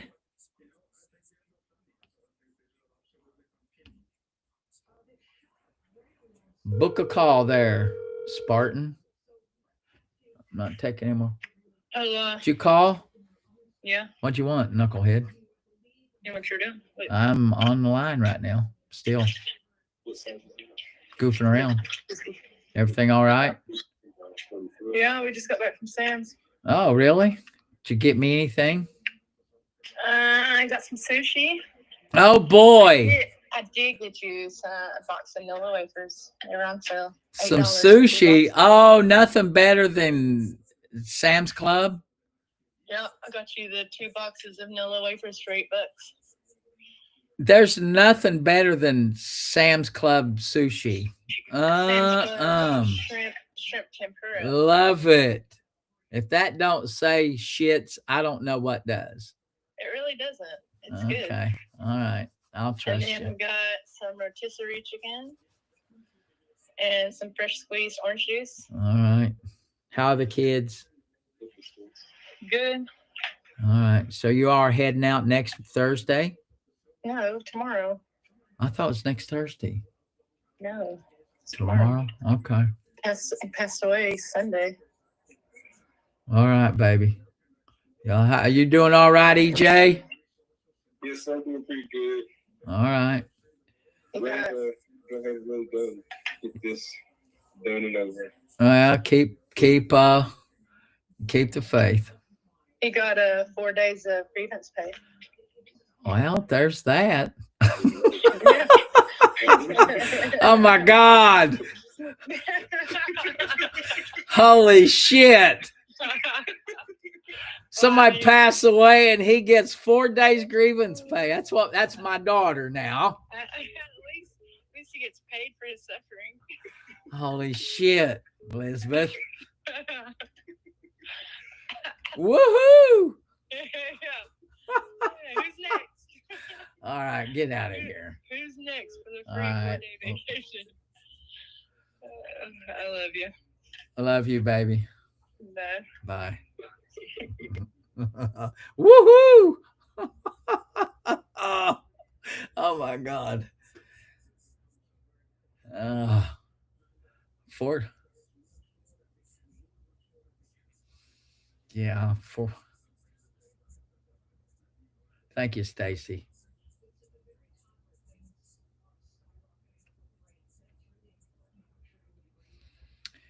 Well, so there you go. With it, good question. You're selling your condo in Myrtle Beach. The question is, can you sell it yourself? You can, but listen, I'm an attorney. I would not do the paperwork by myself. There are closing agencies that just do closings. You can sell it, you can market it, but when it comes for the closing, hire someone to do the closing, because you don't want to jack up the paperwork or none of that stuff. Hire someone to do the closing. Okay. There are agencies that will do that, that are specialized just to do that. So hire you, sell it yourself, market it yourself, do all of that, but get you a closing agent. Or a lot of times, if you sell it, you'll get a buyer's agent. You'll have a buyer's agent, and let that buyer's agent know you may want to.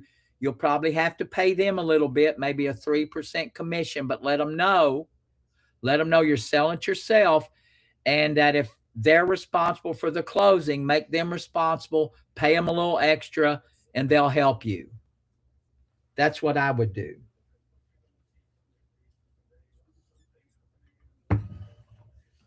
So you can do it, but you got to be careful. I would not do the closing papers myself. It's a pain in the ass. I mean, it's 50 pages of closing documents at least. I wouldn't do it. It's a bad idea. So hire someone to do it. You can be your own agent, but when someone comes to buy it, they'll probably have an agent. And then you'll want to connect with that agent and let them know that you're doing it yourself, and that you're going to get a lot of mistakes on that. Shit, there's no way I would do it. First off, I got visual issues. Secondly, even if I was perfectly sighted, I wouldn't do my own closing. It's very complicated. Well, there's no way I'd do it, because you screw that up and you lose a sale. And if you don't do it right, later on you could get sued. Yeah, closing documents are quite voluminous, as they say in the legal field. Voluminous. So there's no way I would do it. Absolutely no way. Nerp. Not me. My daughter, it cracks me up. But we got 4 days grievance pay. You gotta love your kids, right? Love them. Love them, love them. Yeah, props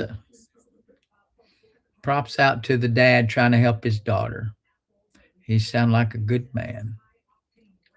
Although, if it was my kid, I'd been kicking her in the ass about a year ago and making her get her ass. But see, I know a little more, right? I know this.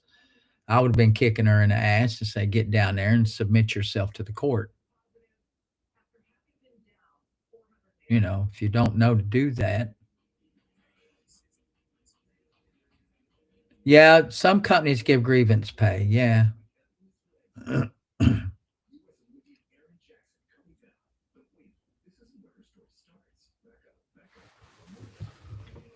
Oh, man.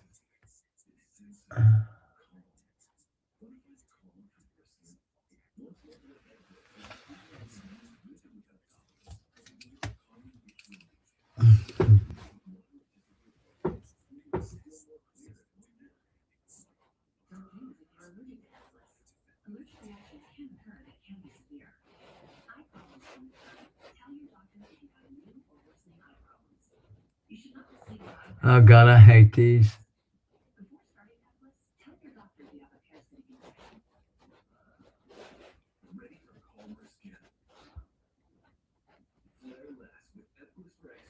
I hate these little puzzle pieces that TikTok puts together. I hate them. Got them little damn puzzle pieces, and you have to fix them. I hate them. Guys, come on now. If you're in the YT universe or the FB universe, give me a shout out. Let me know that you're following and you're looking and you like what you see, or you like what you hear, really. You probably might not like what you see, but if I'm giving you good information and you're entertained, that's good. If you're entertained over here, give me a thumbs up. Let me know. Thank you, Cave. I appreciate it.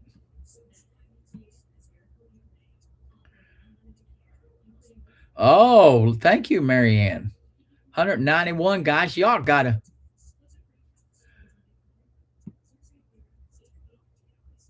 Okay, thank you. Filing back taxes, subcontractor, 1099. Listen, when you have done that, you're lucky that the federal marshals ain't come looking for you, honey. Get you a tax professional. You could do H&R Block or one of these others. Get you a professional. Let them know how far back you've got yourself in a mess. Try to collect as much documentation as you can, all of your 1099s, all of your W-2s. If you do not do that, not filing your taxes is all they need to start a case for tax evasion, right? It is better to file and not pay than it is to not file. Always better to file, even if you can't afford to pay. It's always better to file, because when you do not file, that is evidence of tax evasion.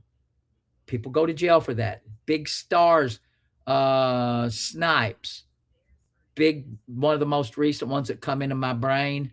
What was his name? He did a lot of those Blade Runner movies, I think. Was it Blade Runner? He got in big trouble for not filing. Wesley Snipes, yeah. He got in big time trouble because he got in one. Yeah, Wesley. Thanks, Marianne. He got one of those things to where he got involved in one of these people who told him he didn't need to file, that it was not constitutional. Not filing was the way to go. And this dude was going to support him and give him information to defend himself. It was all a sack of shit. And this is why I believe people always believe crazy shit. And this is why people believe nutty stuff. People believe nutty stuff because they want to believe it. They want to believe they don't have to pay taxes. They want to believe they don't have to pay child support. And anybody that comes across, particularly in social media, anybody that comes across social media selling a sack of shit and a bunch of lies, they want to believe it because they want to believe it.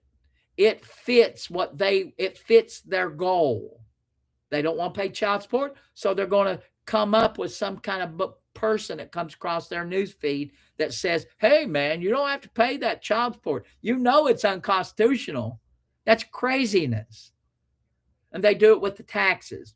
But most of the time when you see people and they're believing something that is so outlandish, particularly if they are deriving some type of benefit for that belief, if they're getting some kind of benefit for that belief, then they'll believe any kind of crazy shit.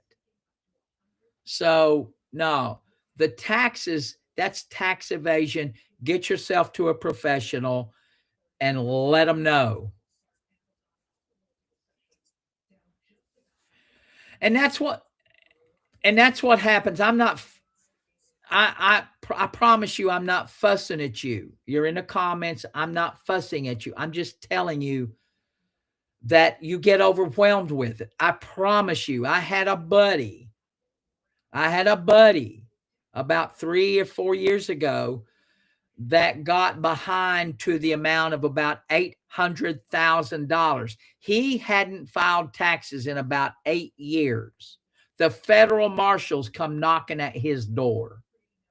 He was so paralyzed and overwhelmed by all of that, he left. He hid out for a while. His wife called me, know him well. His wife called me because we were buddies. And we're still buddies. We're still really good friends. Called me and she was frantic because he had left. He left a note. Took a Second Amendment tool. She thought he was going to do it in. She thought he was going to end it all. So I called him. I said, listen, let's fix this. I talked him off the shelf. I got involved. We finally negotiated a settlement of somewhere around $180,000 or $200,000. It might have been a little more than that. It's been a while, but it was almost $1 million. And he just lost his shit over it. So I understand how it gets overwhelmed.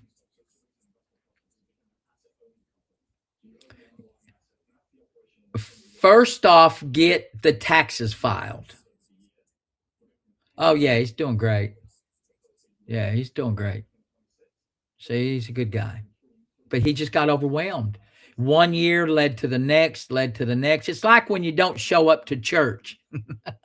If you're a regular churchgoer and you take a backslide, right? And you don't show up. Every week you don't show up, it makes it worse to go back. Because the first thing out of that damn preacher's mouth is going to say, where you been? Everybody in the congregation going to ask you where you been. And that can be overwhelming for some people. And they don't go because they don't go because they haven't been. And so you just got to bite the damn bullet and get your ass to church. Right? See what I just did there? You gotta bite the bullet and get your damn ass to church. Yeah.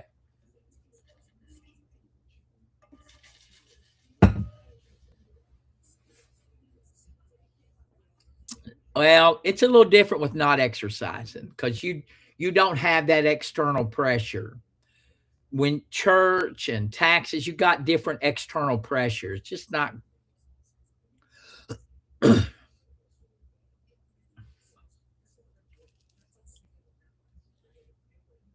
So, same thing.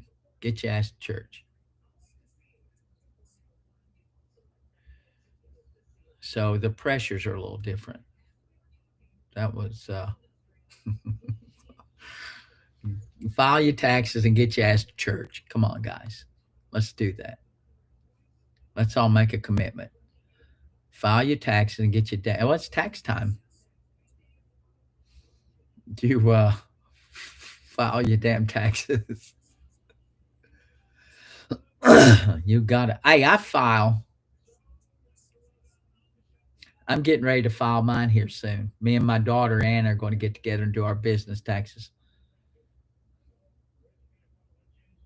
So it'll get you, boy. It'll crawl right up and bite you in the ass right when you least expect it.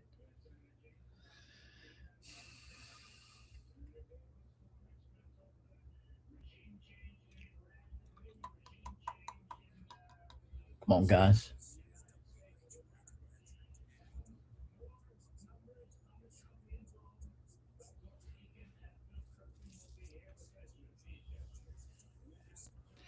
Just get a regular CPA.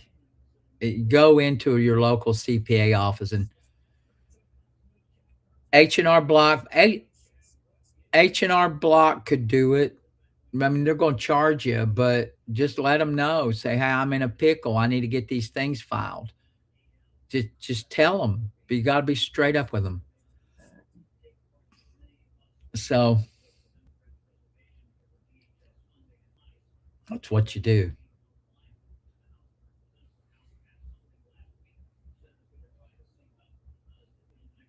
That is what you do, guys. Holy cow. It is 4:00. Guys, I got one more hour. Let's go. Guys, if you are, I'm not sure. Someone let me know if I'm still on FB or YT. It says I am. It says I'm running. My screen says I'm live, but I'm getting no action over there. YT, FB, if you're looking in on me, come on, say hi. Doesn't hurt you. I'm going to take one more break and tap on my screen over here.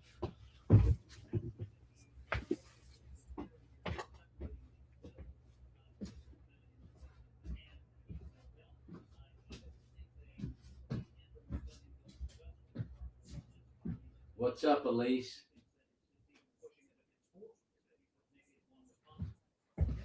It just does. They got to make a living. H&R Block. Those people got to make money. It's a business. What do you mean? Why does it cost so much? They got to make money.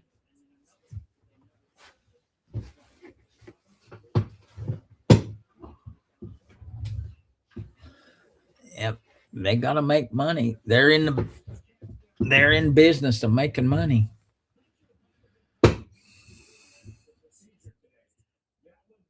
I still go to H&R Block. I still go because I've been going to them for so long. I do mine. Well, the weather's a little cold right now. I think, should I eat my pear? I brought my pear here. Should I eat it? It's about 5 days old. It was really hard. Yep. I file with them because all of my taxes are there. I know if I need a copy, I can get them.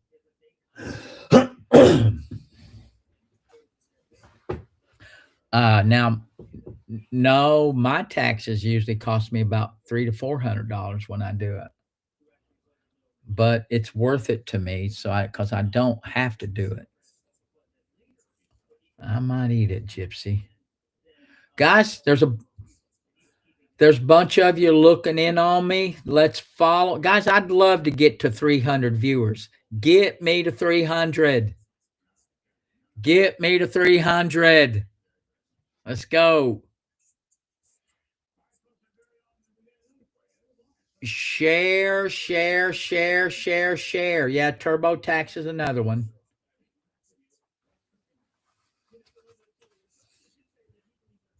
Yeah, Ashley, I feel bad for you, baby.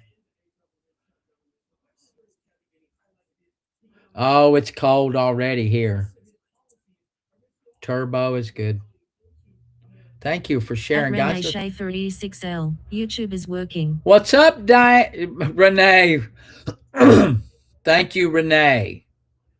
Renee is on the job over here.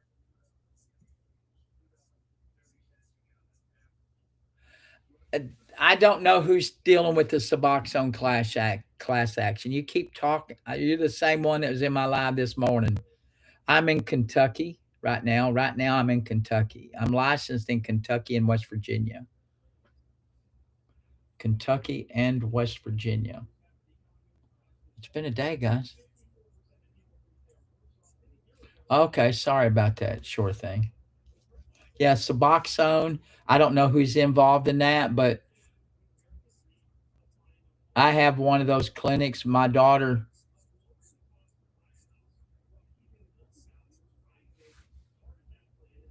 runs a clinic and I help her with it. I've been involved in that kind of treatment for a long time.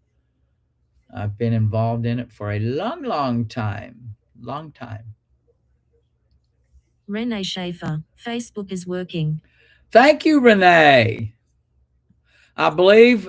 Renee, I believe I've got it all figured out. My Facebook and YT, my FB and YT is working. It's coming through now. I get them comments. You all probably heard it. I think tomorrow I might try sticking one of those little separate earpieces in my ear, so that way I'll have the comments coming from this ear and this ear. I believe I'll get it. I'm about ready to get it.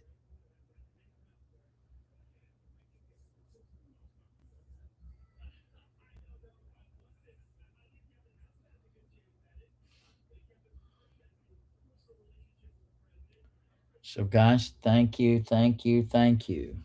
I appreciate it. It's been a good day. I'm saving me a piece of candy. Now, tonight, what's up? I'm all right, Wendy. How are you doing? Guys, let's share this screen out. Get me to 300 before I quit. How about that?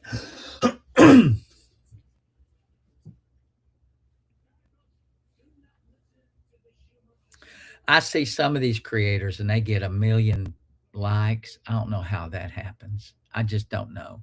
I've had 200,000 before, but I cannot imagine.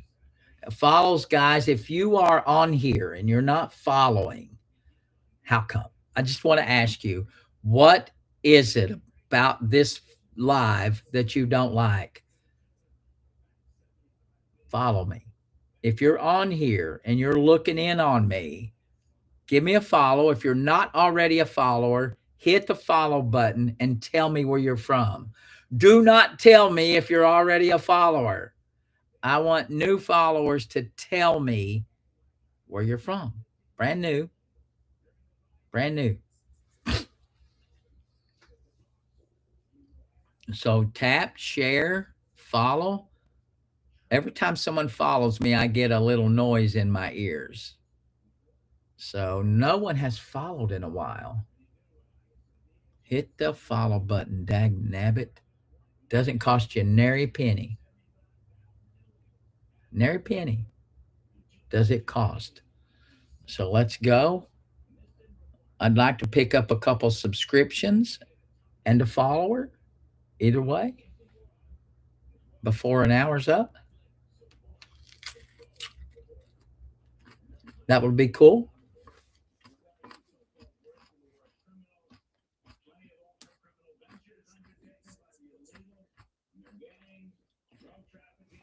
Sure thing. I don't understand what you're talking about. What's my name?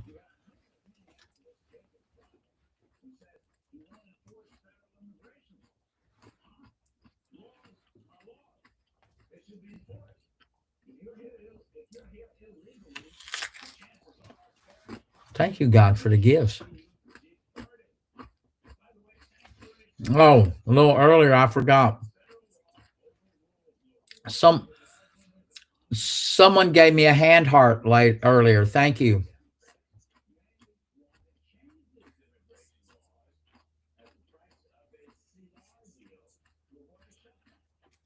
Oh, it's the same name, Wendy, or whoever.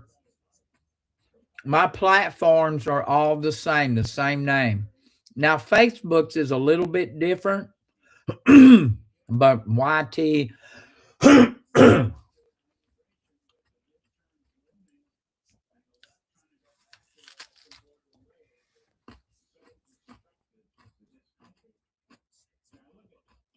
What's up, Oklahoma? Thank you for the follow.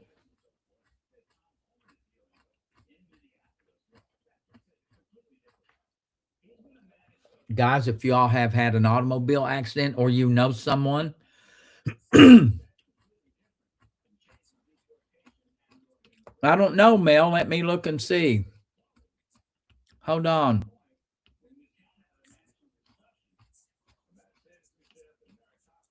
Thank you. Thank you very much. I'm looking to see if that came through, honey. If I did not notice it through an email, I have to accept it within an hour. Hold on.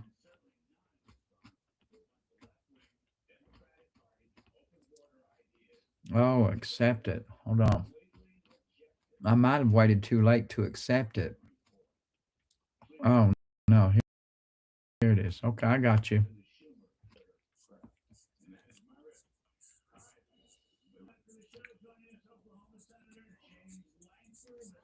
Yeah, that sucks. Falling into bankruptcy at such a young age, but you can overcome it. I filed bankruptcy back a long time ago. I was 23 or 24. You can get past it. I can't remember how long it was. So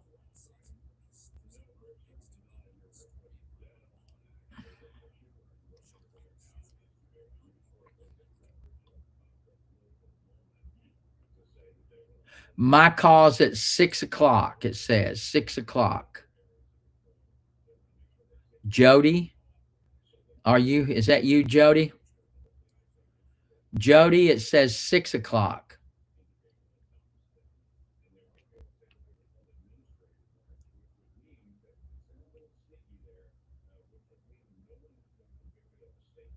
Oh, no, Maria. Marie. January 20th at 4:45. Oh, it was already booked. Okay, cool. I've got it. I'm sorry. I've got it right here.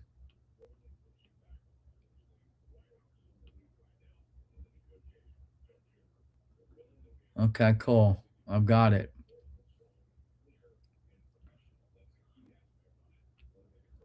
Someone just booked one too. Sorry.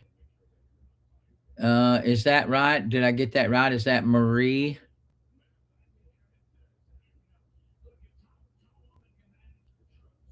Oh, no, it's not Marie. I'm an idiot. Yeah, Mel, I've got it. I followed here. Thank you very much for following me over here. I appreciate you. Facebook or FB, thank you very much. Yeah, it is at, I'm sorry. Yep, I got it right here. Melanie. I got you, Melanie. Thank you very much, Melanie. Let me look here and see what we've got.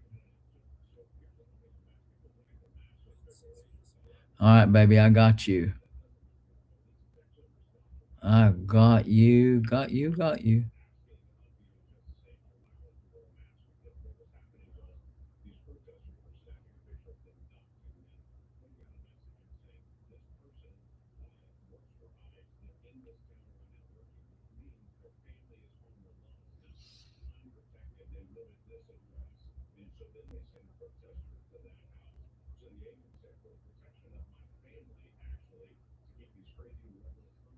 Come on, guys, get me to 300 viewers.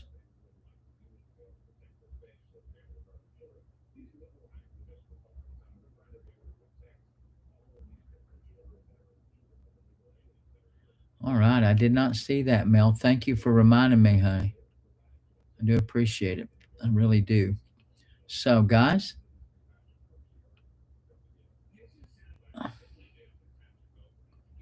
what time is it now?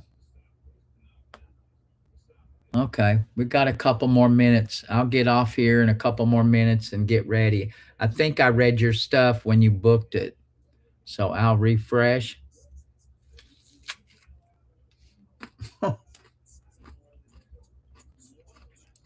I've already looked at it, Renee. I remember looking at it the other day. Mel, you should have a link.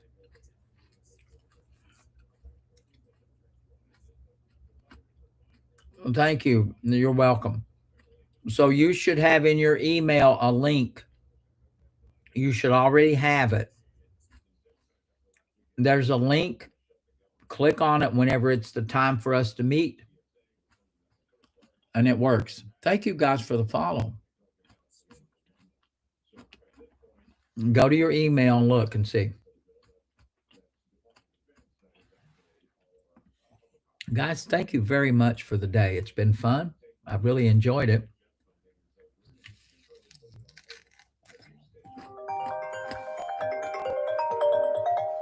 Oh, we love the crown.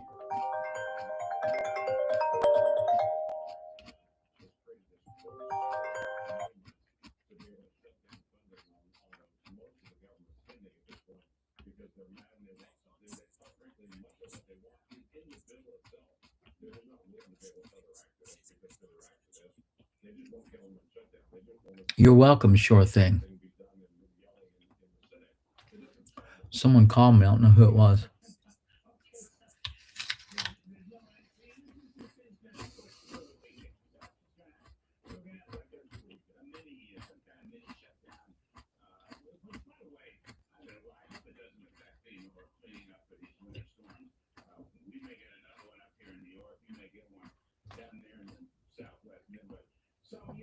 Yeah, that call was booked the other day.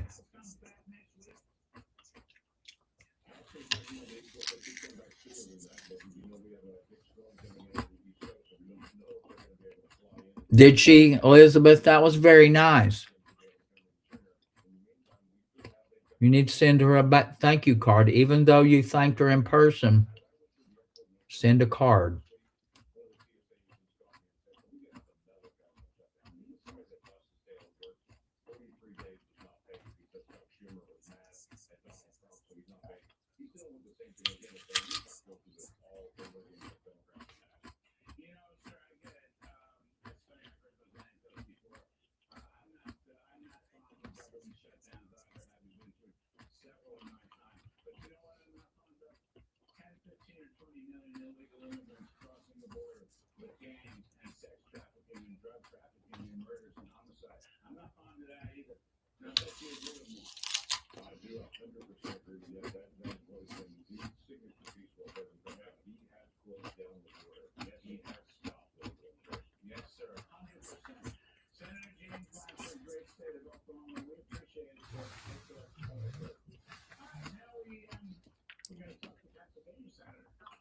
Miss Eugene.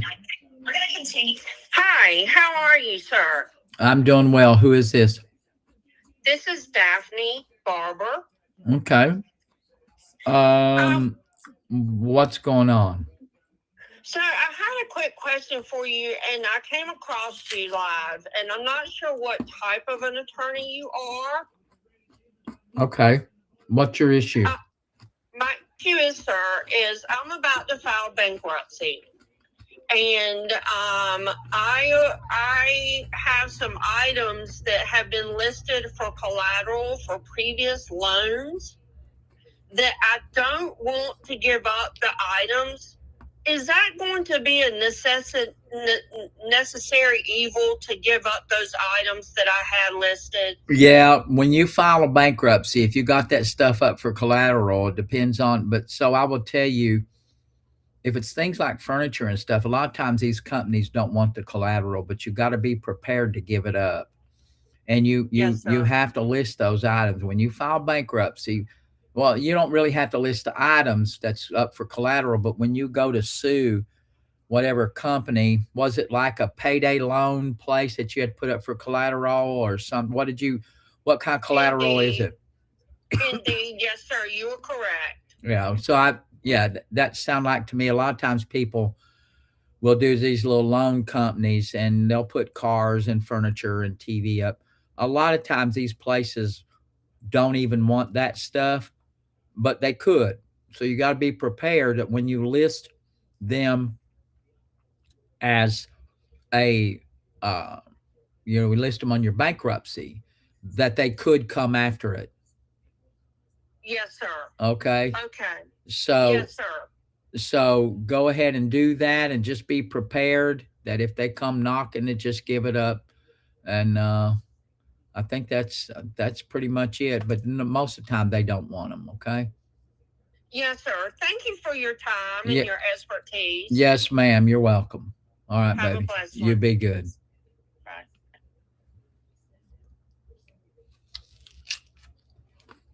I used to do a lot of bankruptcies, and I like bankruptcy work.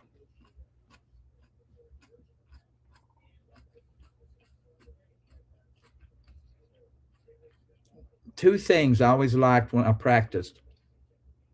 Number one was doing bankruptcies, because immediately you seen the pressure. You knew you were helping someone, and the help was immediate.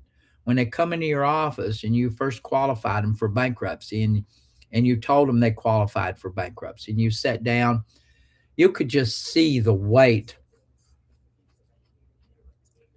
You could just see the weight lifted off of their shoulders from that debt. And it was one of the coolest things, because it's just instant relief. It's like pulling a daggone hangnail, just getting that hangnail out, or that ingrown toenail. Oh my God, instant relief. And the other thing was that I enjoyed doing is when I was able to lot of times, in every areas, every little town's the same. You have these guardianships. You know, people will come to file for guardianship or conservatorship for someone that can't take care of themselves. And as a lawyer, a lot of times lawyers are there to represent that person that is not able to help themselves. So you get appointed that protected person. And it was always a joy to me when I had someone that was truly disabled and could not help themselves. Usually it's the elderly, very elderly, or someone that couldn't take care of themselves. And usually a family member would come forth and petition the court to take care of it. But now normally that meant that that person had no rights. You were stripping, the court will strip their rights away and give them to somebody else. It's a heavy thing. But I always liked representing those individuals and trying to help them, trying to represent their interest in that thing and make sure, because what you do as a guardian, when you represent a protected person, your job is to make sure that the person that's coming forth to help them does what they're supposed to do. And I always enjoyed that, and bankruptcies. Also like divorcing people. That was always, you see a relief from that kind of issue too. Once you get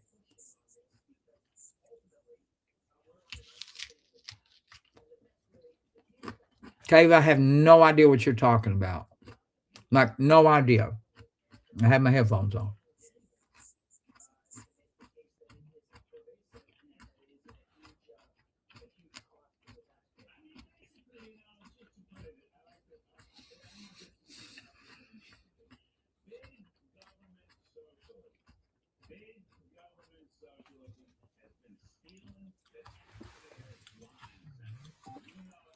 I'm not taking any more calls.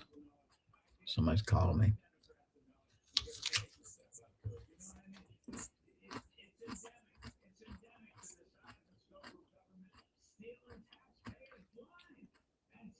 I like me.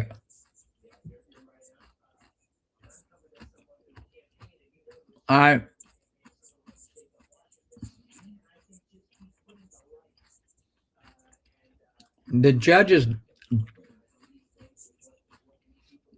don't push back cases.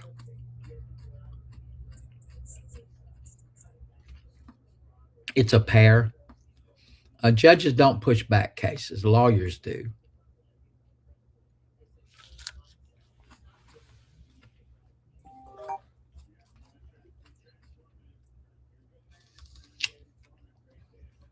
Somebody trying to call me and I ain't picking up the phone. Guys, I will not take any more unsolicited calls. If you call me unsolicited, I will not answer it. So stop it. Whoever's doing it, stop it.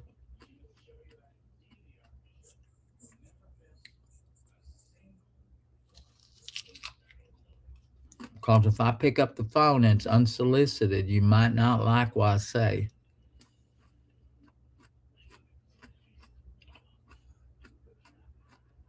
If you really want me to help you, book a call.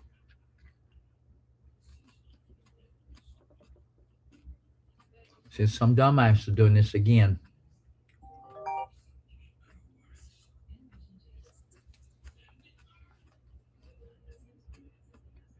Somebody is doing this again, so they're not going to like what I've got to say.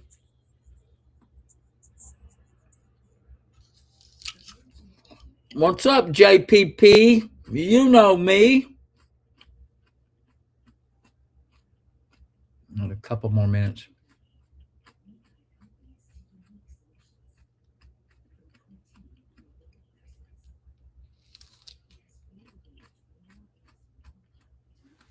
All right. So now they're being an asshole because they probably heard me say I ain't answering the phone. Yeah. They've heard me say I ain't answering the phone. They're being an asshole. That's like the 4th time they've called. I should answer the phone, but then I just get mad. So, just being an ass. There they are again. I mean, why people just don't listen?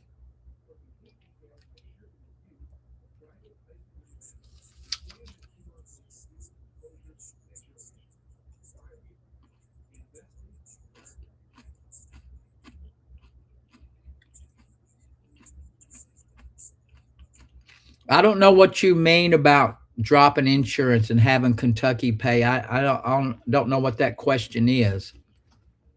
I don't know, hey. Me not know. Me not know. Deb, yeah, I thought about it, but I've got this lady's call to get ready for in about 2 or 3 minutes. So, okay, yeah, here we go. This is Eugene. Hello, sir. Why you keep? Well, hold on a second. Why you keep calling me? Why you keep doing that? The reason why, Mr. Eugene, is because I got such expert advice from you. I wanted my husband, he had a question. That's Baby, nah. If he has a question, honey, you're gonna have to book a call. Okay, I can't do this all the time. All right, you can't keep calling me. I helped you out. Hopefully, you don't be offended, but you got to book a call. Yeah, that way I can research. Okay. Oh, I'm sorry. I didn't know that. That's all right. Don't apologize. Okay. Okay, thank you. Yes, ma'am. Expert advice. I don't know about that.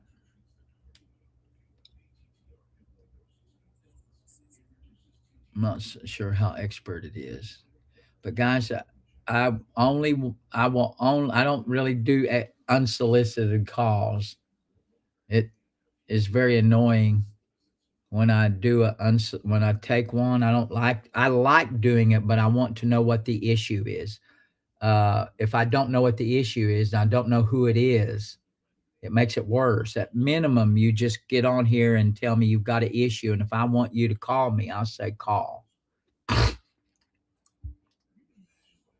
I do my own call screening.